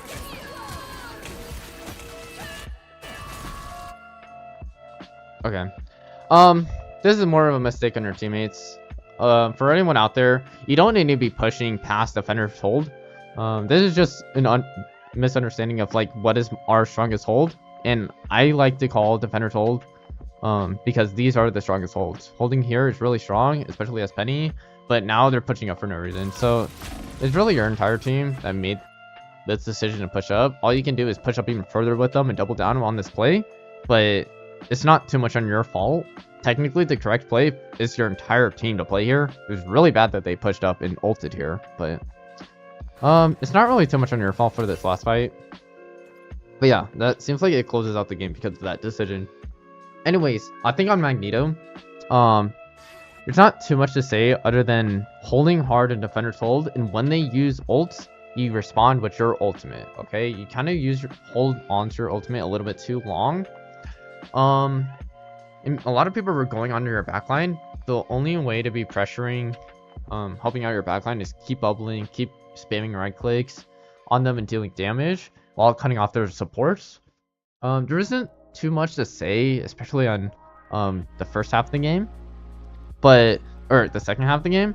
But when it going back to rogue gameplay, I want you to take more high ground. I want you to take more off, like setting up yourself for dives and looking for who am I going to grab? Am I going to grab the DPS? Am I going to grab the supports?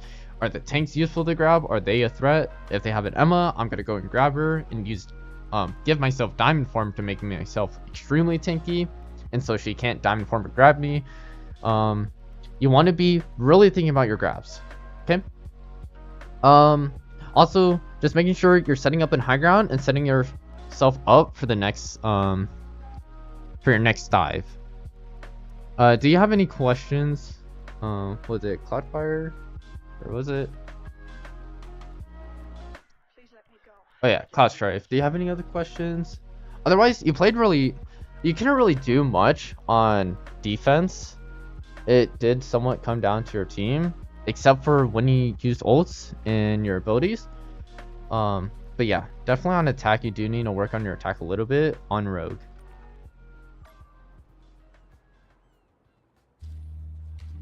I wonder if I can take that chance. Otherwise, you played pretty well. Oh, also, one more thing in the practice range, so you get a better feel of your cooldowns. I definitely want you to be looking at more rogue gameplay and looking at their timing of like what cooldowns and abilities they use. Keep in mind, still apply like the taking high ground and everything. Where is she? Right here. But generally on rogue, you want to be using this to close the gap and using your pull. I messed up the timing on this. Hold up, let me turn off infinite abilities. No. There we go. So typically what I see rogue mains do is they first use their dash to go in like this. They kick. Hold on, I'm messing up the combo. Don't come back now, you hear? So you have two options. Either you can go in, use a pole, kick them, and then dive down. And see how both my abilities are now close on timers? They're both literally the exact same cooldown. You want to be using your abilities like this more often, especially when you're diving in. And then you have your right click to either finish off the kill or to get out and dash out, right? So I want to see you use your abilities a little bit more in sync instead of using them like kind of staggered in a weird way. And more importantly, if you do work on this is got to set up your dive pressure, right? So when you are taking these high ground positions, now you'll have the ability cycle to be making these plays, okay? So your ability cycle didn't necessarily hold you back from that game. It was where you were positioning, right? You were still able to apply pressure and stuff, but now because I'm showing you this ability cycle and how to position yourself, now you're going to be more of a threat, okay? And applying the concept of, okay, who can I grab? This is going to make you really strong. And honestly, I think you can hit GM. Yeah, I think you can hit GM knowing these concepts, especially as Rogue. Rogue is super strong right now. And you want to be using your going in ability and your kick ability in sync. Okay? I'll definitely do, now thinking about it, I'll definitely do pro VOD reviews probably next weekend. If you'd like. In the Discord, definitely send any VOD reviews, like pro VOD reviews that you guys would like to see on any character or hero, and I'll definitely consider those. But yes, the reason why I'm showing you the cycle is so once you get to the next level, you already know what is expected and you're able to become a threat within those lobbies. Otherwise, I want you to mainly focus on your positioning and your grabs, okay?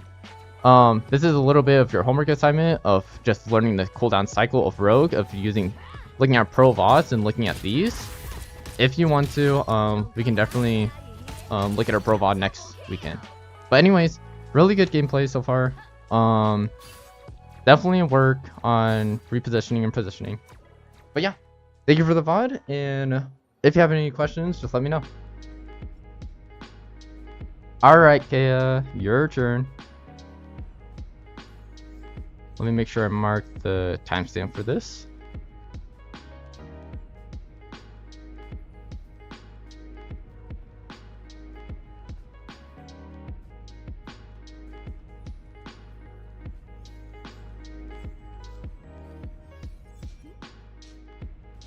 Okay.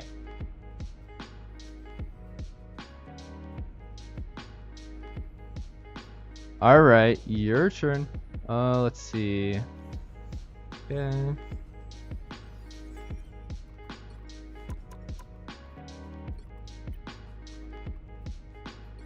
This one. Okay. Skylar, no, wait. Yo, Sino, thank you so much for the sub. Holy. I really appreciate it. Alright, let's see.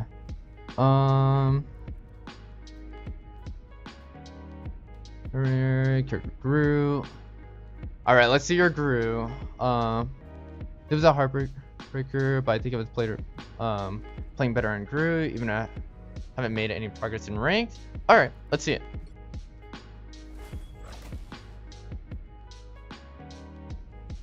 Oh, wait, let me see the damage block. I didn't even look at that. That's crazy. 112 damage block, 24 finals. Holy, you popped off this game. Jeez.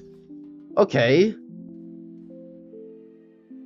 Well, I guess your Gru improved like crazy the last time I bought review. You need to stop that vehicle in its tracks. Alright, let's identify their comp before going in. Deadpool, Spider-Man, Moon Knight. Okay, and a Thor. So you don't really have a off tank to really, or a frontline tank to really cut off. So now you should be thinking about staggering your walls and making sure you can really get those kills on the supports. So I like that you have a little bit of walls here. I want you to be already placing your wall right here while they're walking up, but this is fine so far. Another tip is always use your wall first and then your right click. The reason why is because your right click is gonna proc damage, which then the wall is gonna get damaged because of your right click, and now you're doing double damage. So you're gonna be farming ult even faster if you do your right click first and then your wall.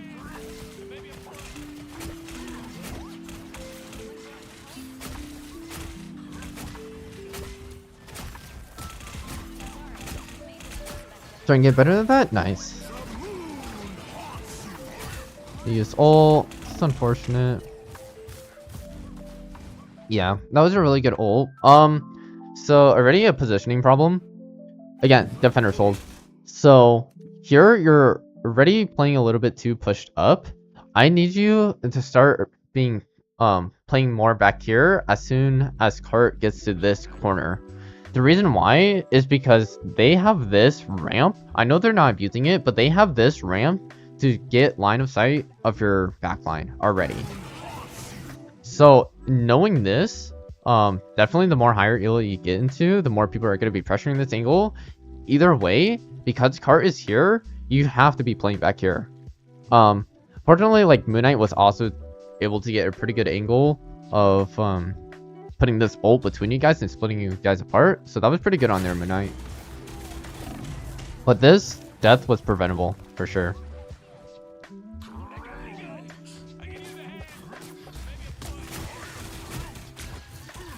Midnight cut you off almost every time. Let's see if we're able to prevent that.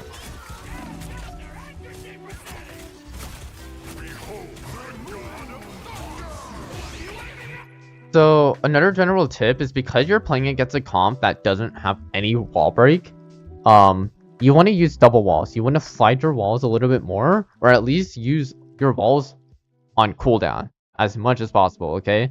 So use your iron wall here. I want you to place your like green walls on the left, or put your green walls on them. This is also where the L walls don't really matter as much, but they're still really useful.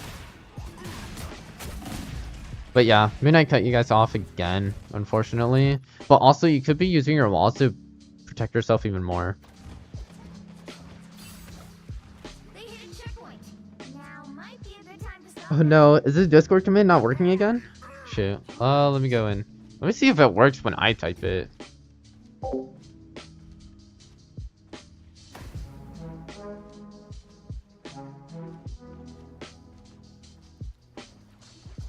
Better stop that vehicle. Alright, thank you, AJ.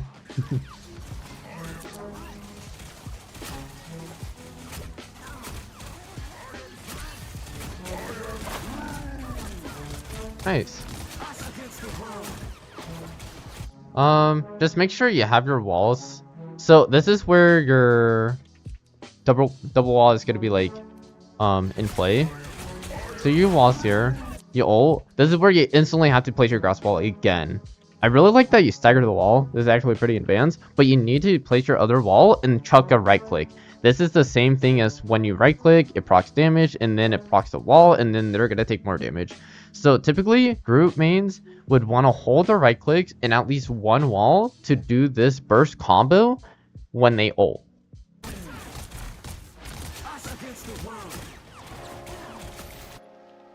Bocce profile picture Discord? Yup. Eventually I'm gonna make it into a group profile picture. I only just picked a random image that I have on my PC. Just because I need to set up Discord pretty fast.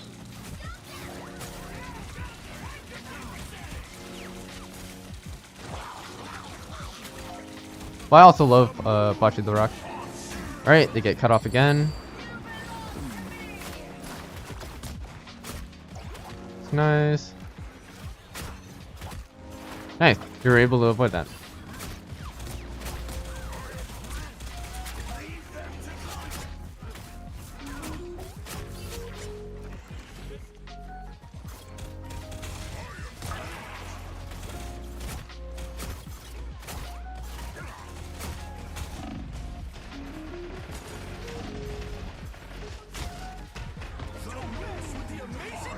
Whoa, okay, that was a lot of damage, but okay, let's look back here.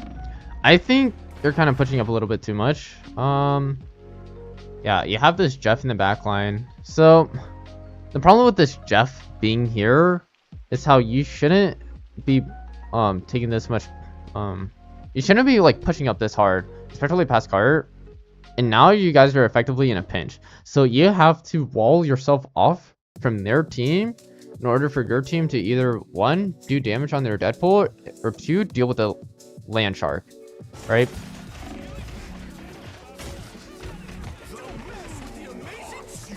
Yeah, unfortunately, he just freaking Moon Knight and Spider-Man was bullying you here.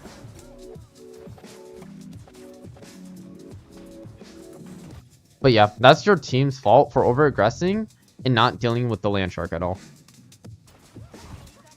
Coach me for 2 seconds. Get cons. They hit me with every ult I had? Yeah.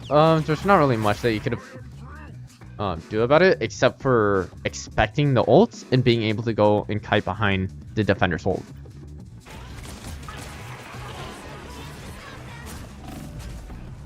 Okay. I don't really like the way you push this.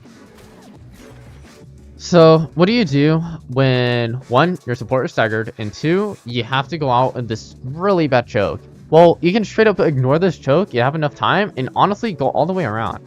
You have enough time to go all the way around. This is... yeah, you do definitely have enough time. If the cart was closer, say that the cart was right here already, honestly, you could also go on a high ground and start pressuring and flip the map on them. When you flip the map, essentially you make it nearly impossible for their team to go fight back on the cart because you have such a strong hold playing right here, right? So you only have two options. You can't go through main choke, especially since you're down in support. Otherwise, if you do want to just play here, you have to place a wall and place your other green walls here. But in general, this is a bad play. You're just going in a really bad time, especially when you're down in support. So you just insta die because of the Seagate point. So that was kind of your fault because you kind of set a routine for that fight, and now they all died. They hit a checkpoint. Now might be a good time to stop them. I could have went around it probably, yeah.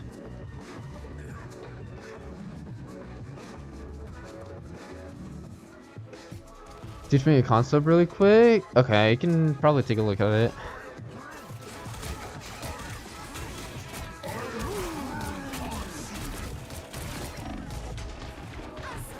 Alright.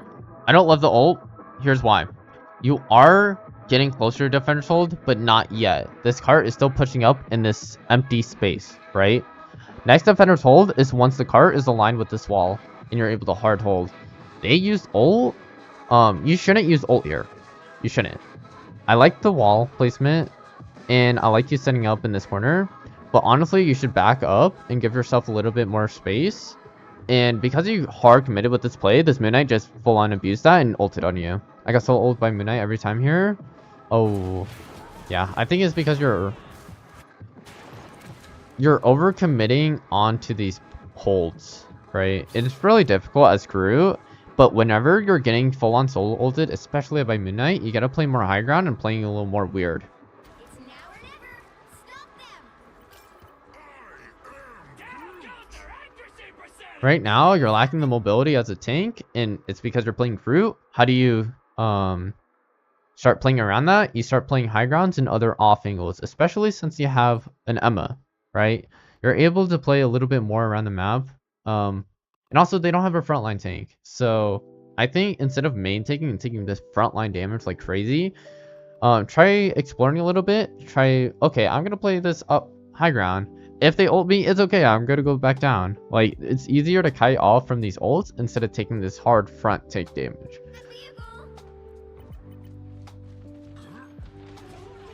The vehicle.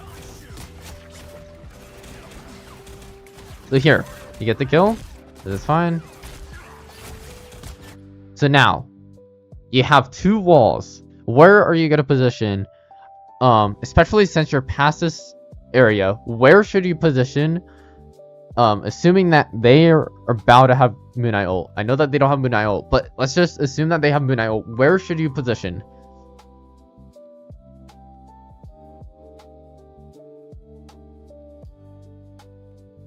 There's only like two...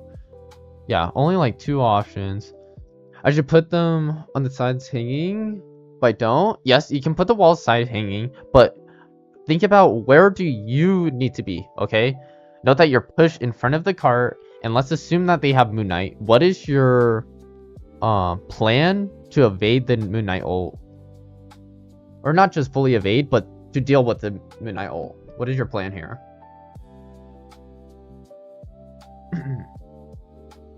And there's really only two options. Try to think of your positioning here.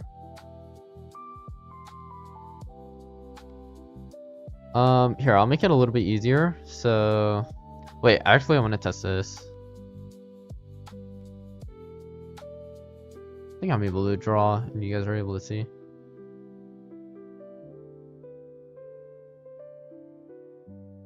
Does this work? Oh, it's kind of wonky. Never mind, because this is full screen. Shit, this won't work. Never mind. Had my sword.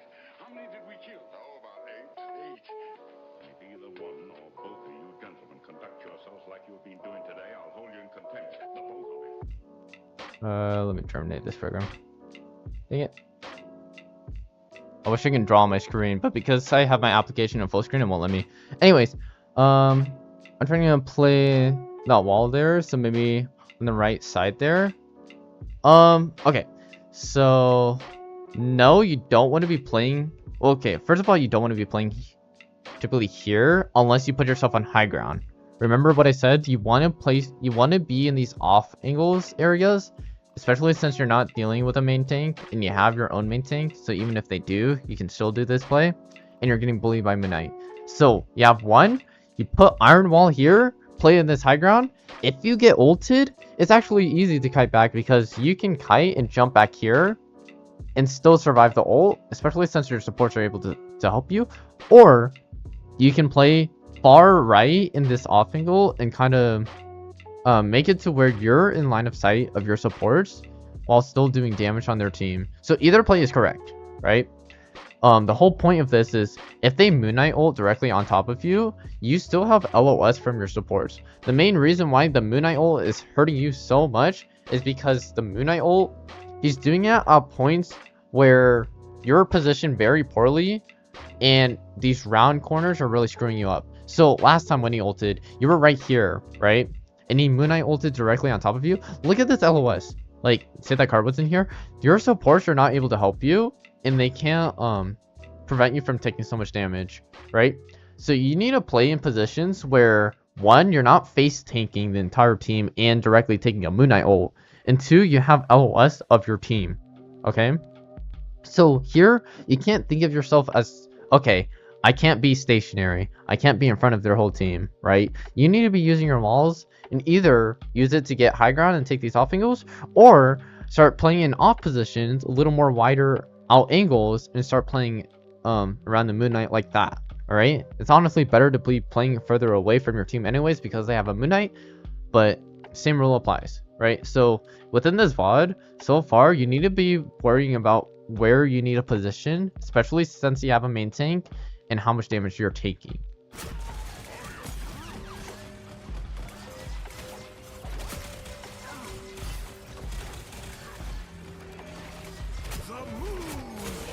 The Moon Knight's ult's here. So it's because he's Moon Knighting the entire team. Imagine if you were here. Imagine if you were up here.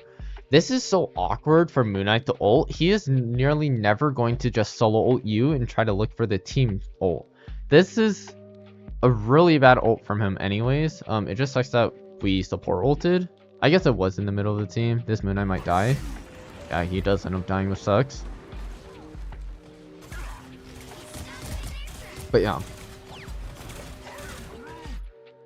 that first height is probably better because supports want to hang below that on that ramp. Yes, I think going on height, it's a better play. It's just a little more advanced, so it might take a little more thought process unless you're in higher elo, of course. But yeah, it just takes time and practice. Honestly, this is a better play though. If people threaten to press up against you here, you just place a wall. You can deal with them like that.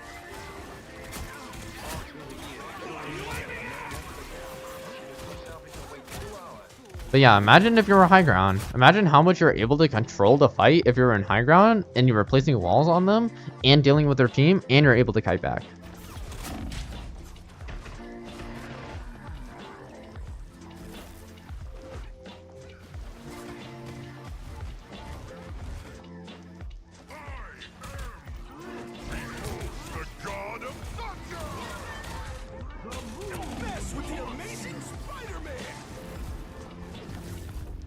Yeah, and you guys ended up losing because of it. It's okay. Let's see on this half. I'm not gonna look too much on overtime if you're okay with that. Only to save time, and overall, it's kind of easy to identify like bad habits. So we're really trying to figure out your habits and how to fix them and improve.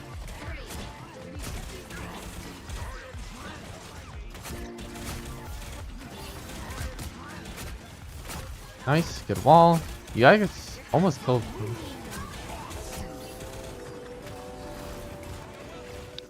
Same concept applies. You need to widen the angle. It makes it easier for your supports to start also widening the angle and start helping you out.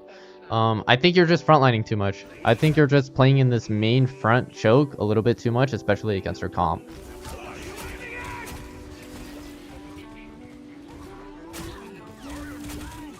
Because of their Moon Knight, they're able to snowball into your team. So let's go next fight. Oh, this is an interesting spot. Okay. This is actually really good. So, what do you do when Cart is in defender's position and it's in an awkward spot, right? I already talked about this multiple times in stream. what do you do when cart is in defender's position and I guess you do have ults, but let's say that you don't have ults. How do you get through defender's positions? Do you remember? Note that you're going to be taking a lot of face tank damage if you just go through this choke. You said with a support ult, yes. So with ultimate or ability, like a bunch of abilities to get out of this choke. Or, I'll give you another option. You can go around and route your team to flip the map on them. This is essentially flipping the map because now their back is turned and now they have to worry about this line. Yes, their DPS could be doing their job and doing this too, and then you go in. Most likely your DPS are not. So if you tell your team, hey, let's go left side and flip the map, this is a great play because now you're widening the angle. You get to place your walls behind their team because you're positioned to do so, and your team can snowball off this. So honestly, I would say the best play is to be flipping the map off this corner, right? Especially since you're repositioning and this card is already at defender's hold. So there's no point forcing way more resources that's needed when you can just try to flip the map since you can. I still remember that game. You wanted to flip the map on Dracula's castle and they wouldn't listen. It was a good play. Yeah, I know. I actually did it in another game and I won because of it. But like flipping the map when it's hard stuck in defender's hold is really, really, really strong. Especially when you don't have the resources in order to defeat them on these defender's hold. So although it didn't work in that one game, it did work in future games. And I'm still going to use it all the time. Note that you don't have to do that on every comp. When you have less mobile comps, like this comp, it's generally better to reroute your entire team to go through this. If you're going with a dive comp or anything, you don't have to think as hard. Like flipping the map is literally your job every time you go in because you're diving. So there's not as much thought. But when you're playing more stationary characters, your routing is really important and flipping them out, the map may take a little bit longer, but it's definitely worth. So yes, flipping the map is definitely the best play here. But even then, you're going against this team. This rocket is really back. Maybe ult? Okay, I thought you were gonna ult this wall and hang her up, and then you all just look at and kill her. But honestly, this is okay. Seal was definitely not needed, but it happens. Oh, that's unfortunate. At least you got the kill. Nice wall. I was looking for it. Oh, okay. So, what do you do when you see teams making this mistake? So you understand defender's hold concept, right? And now knowing that this is the spot, they should be waiting. They should be waiting and they can't dive because they're cutting LOS from their team. So what do you do when you see someone disrespects this rule? I want you to wall off this choke and fully cut them off, okay? Use both your walls to cut them off and make it harder for them to escape because they just broke the rule of holding defender's point, right? So definitely keep this in mind and abuse this, okay? And this applies to every character. Whenever they're jumping over here, they made a huge mistake and you need to focus target him because the cart. Wall them off and force the supports to push up and we can get either of them or the supports. Yes, typically you're gonna kill them before you kill the supports because the supports are gonna be behind cart and they're hard to get to when, like, okay, when they make the mistake to push up, you don't go for the supports and stream. Well, you can go for the supports, but that's the DPS drop. Your goal is to kill the tanks and then you kill off the supports because you're in a winning fight and you're in a winning position. So honestly, focus more on the tanks than the supports. The way to prevent the supports to be helping the tanks is by using resources to block their abilities. So generally, especially as tank or support, you don't want to be going straight for their supports. You want to be taking advantage of the already winning fight and killing the people that is on the cart. All right. If your team streamlines into their supports, you run the risk of them being like, oh, they're pushing our supports, well, we're gonna push your supports, and most often than not, your supports are gonna die first, and then you guys fall over too. So generally, you want to deal with the tanks first because they're making the play, but they're making a bad play. So you're going to win that battle.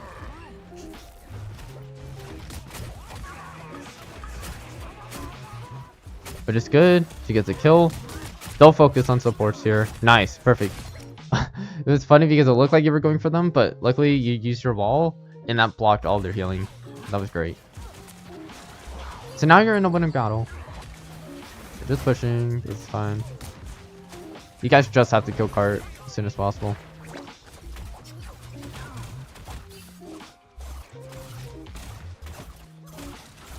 It's okay. We're whiffing a little bit. You should definitely go for the cloak and not the Moon Knight, but... Nice. Nice. This is fine. Oh. You sure about this fight? I don't know about this fight. Oh, that was a little crazy.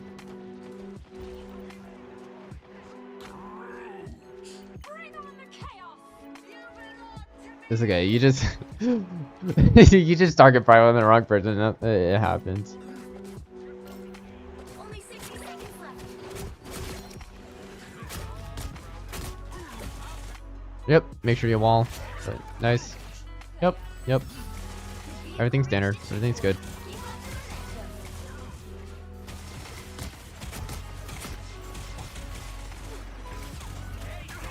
That ult. Right. Aww. I got the ad bubble. Yeah. Technically, it is a battle because your cart is not even here to like be like this is an acceptable ult. But honestly, that looked like such a juicy ult to hit. Technically, in a higher elo lobby, you don't want to be going for that ult. But honestly, you guys are winning the fight and you guys are kind of steamrolling. So I approve.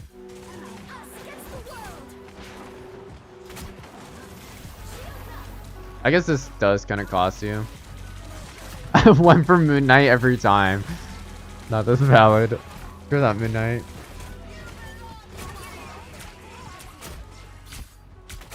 Big ol'. No, Jeff. But now it's like the perfect time to use an L wall. Why is it the perfect time to use an L wall? It's because you're splitting this support from the other support. When you're using the iron wall, you want to cut them in half. So using an L wall would be perfect for this situation. So let's back up like 5 seconds here. L wall here would be so good in either way. So I definitely want you to be limit testing more on these L walls. They're a lot of fun and they're so good. So you don't get the kill, L wall. It's fine if you group up both supports. They're gonna be stuck here and your team is gonna identify that and they'll kill them anyways. But yeah, I just want you to be using more L walls more often.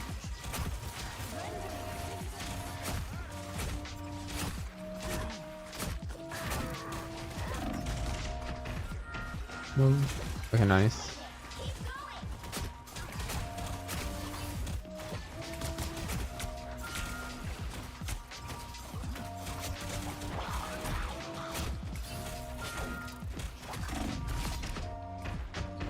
What is happening? What is happening? And you get res. Okay. What is this res? Okay. I need you to be using your cooldowns more often though with your walls. Kinda holding them for too long. There we go. Those were the Smurfs? Oh, okay.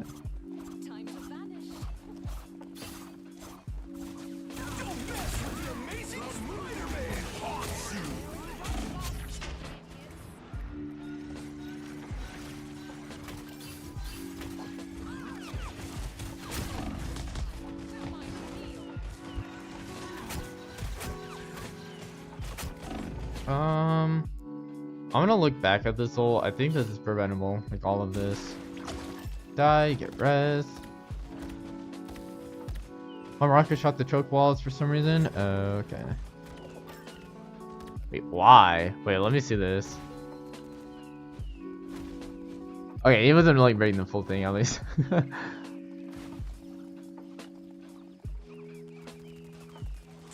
Why? Why? Rocket, what are you doing? Why Rocket? Okay.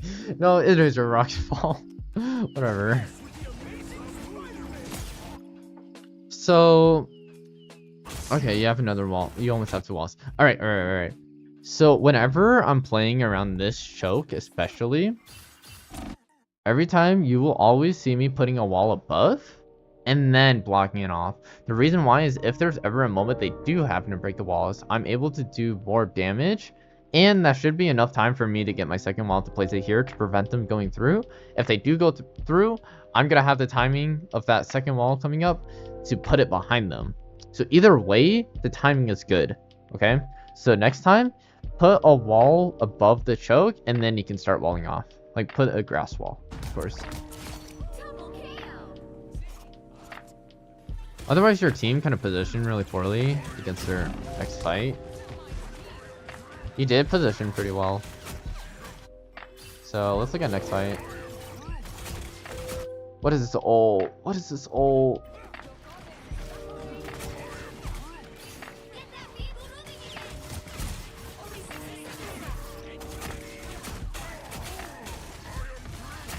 So here, defender's point, right? This is where they should be holding because this is only like safe area.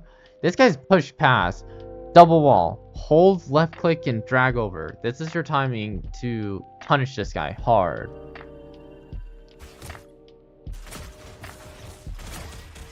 I get another great choke to stop a support ult later on offense. Okay.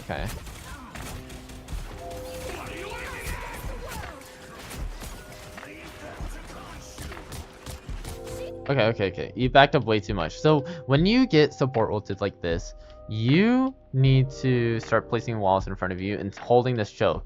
The only time you need to back up is when you see Cloak get past you. But even then, you would wall off their team and then you focus her. Otherwise, you're giving up too much space already.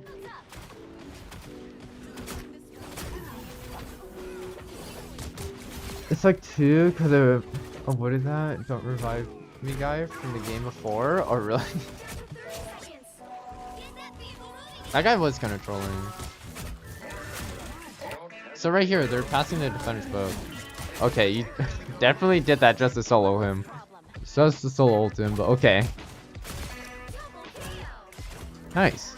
Yeah, they played that really poorly. They get punished for it.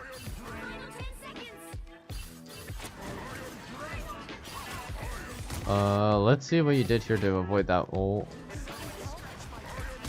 Yes, you did it for your first time ever. You were playing in a height and you were playing in a position where Moon Knight is not, you are choosing to not front tank against Moon Knight, and because of this, you're rewarded with a bad Moon Knight ult.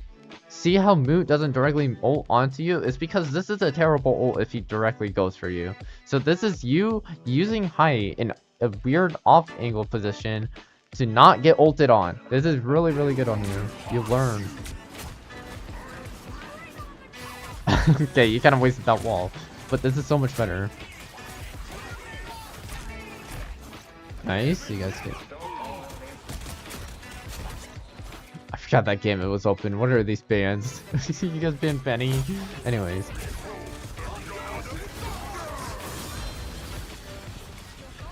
What is happening?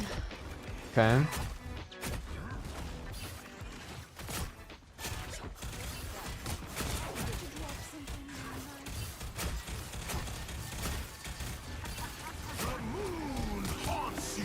That ult here?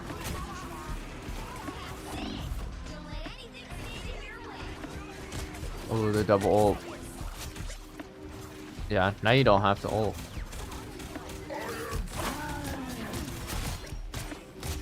You didn't have to, but honestly, it's not too bad. The only concern that I have right now is you're playing too much and touching cart, and you're constantly getting like, getting body blocked by the cart. You need to play more high ground. So honestly, back here, even gonna play a little bit better. This fight was fine. Unfortunate that he used bubble, and he played that pretty well. They use ults.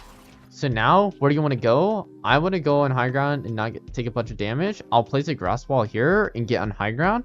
Maybe hit the fat juicy ult, or I can just wall them off from up here and still do damage. And our team is most likely going to win. But this sets you up not only for the current fight, but also for the next fight. So note that playing in more high ground position than Screw is actually really good.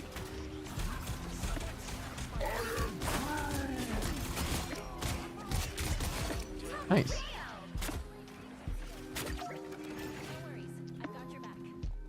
So close. Watch this choke block from the enemy. Oh. Yeah. That's so sad.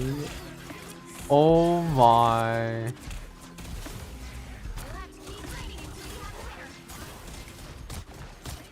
I think that just won you guys this point because of that.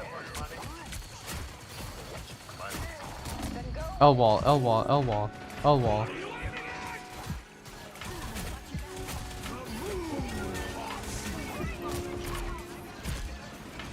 You should have told him that Flight taught me that.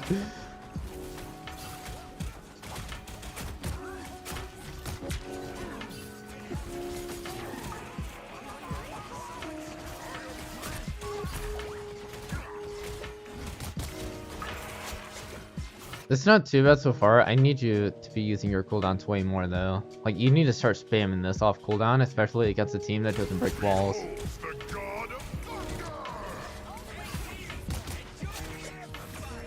But yeah, this is pretty good.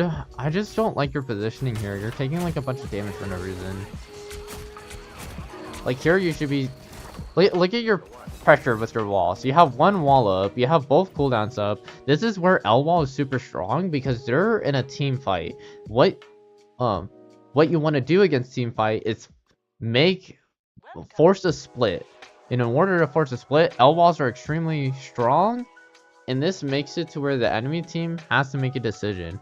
Alright, do I go around the wall and play around it? Now I'm in a worse position. Oh, and also these guys are getting stuck, so they have to make their own decision too on breaking the wall. Like, it makes their team panic, right? And that's what you're trying to do. So this wall, using an L wall would have been huge.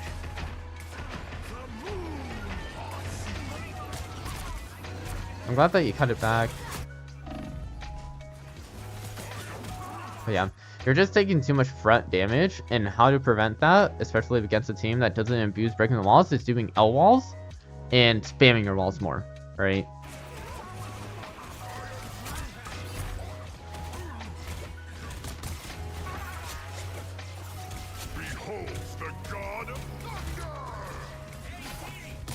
But yeah. Otherwise, I think it's gonna be mainly the same for the rest of the VOD. I definitely can't do the rest, since we're getting low on time. But anyways, do you have any questions? When ulting as Screw, do you think it's a good idea to mix melee into a primary bomb combo? Yes and no. It depends on the comp and how much you get into the ult. If you get a bunch of people into the ult, they're all going to be shooting at you. So sometimes it's better to keep your distance and not force yourself out of line of sight from your supports, and they will always output more damage than you're able to get healing from. So it only works with certain comps. If they have a lot of melee or like 2 DPS, yes, definitely go for it. But if they have Punisher, or if they have Moon Knight, like those two, or if they have Hela and Phoenix, no. It's actually better not to. It's just way too risky. So it just depends on the comp that you're going against and how much damage they're dealing on you. Generally, if you're dealing with a wall break comp, try not to put yourself all into their face because they will just straight up blow you up. So just depends. If you're into like a dive melee comp, yes, go for it. You definitely do more damage, and it's definitely worth. Yeah, that choke block was insane. Actually, I think it won you guys that point because of you. So that was pretty good. Anyways, do you have any other questions? Overall, I think you played Groot really well. You're playing him a lot more better. Just make sure you use your walls more often, especially against those wall break comps. All walls are extremely broken against comps like that. And also take high grounds, positioning. You need to start taking high ground on even Groot, especially since you have another main tank.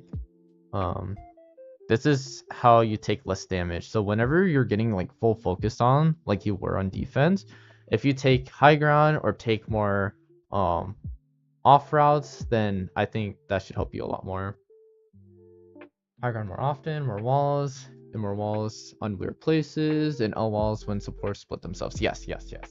Yep. That's pretty much everything that I want you to be working on. Otherwise, your group is looking significantly better. You're definitely like getting better.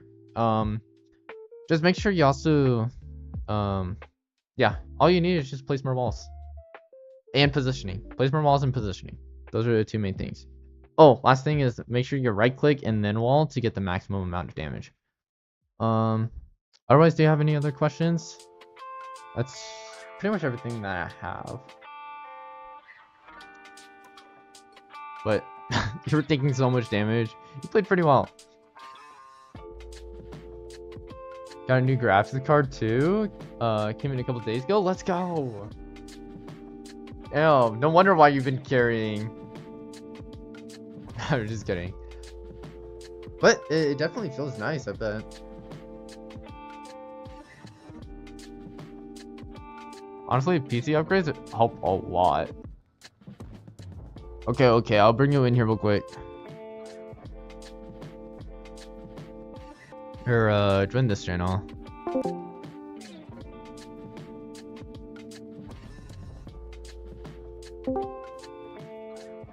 Okay. What do you want? I'm allowed to join the Playful channel, by the way. Oh, you are? Yeah. Okay, that works. This is fine. I think my biggest weakness right now is not necessarily like me, if that makes sense, but like how I like set up for my team, if that makes sense. You know what I'm saying, or no? Yeah, like set up before the fight or set up. Okay, so like it depends on attack and defense. I have to see. Like it depends. Well, here, pull up my account right now, right? And then look at the domination map for it's my last domination loss, I think. It was when I was playing Mag, I think. Is it should Celestial? be on the Tarmac. Yeah. Okay.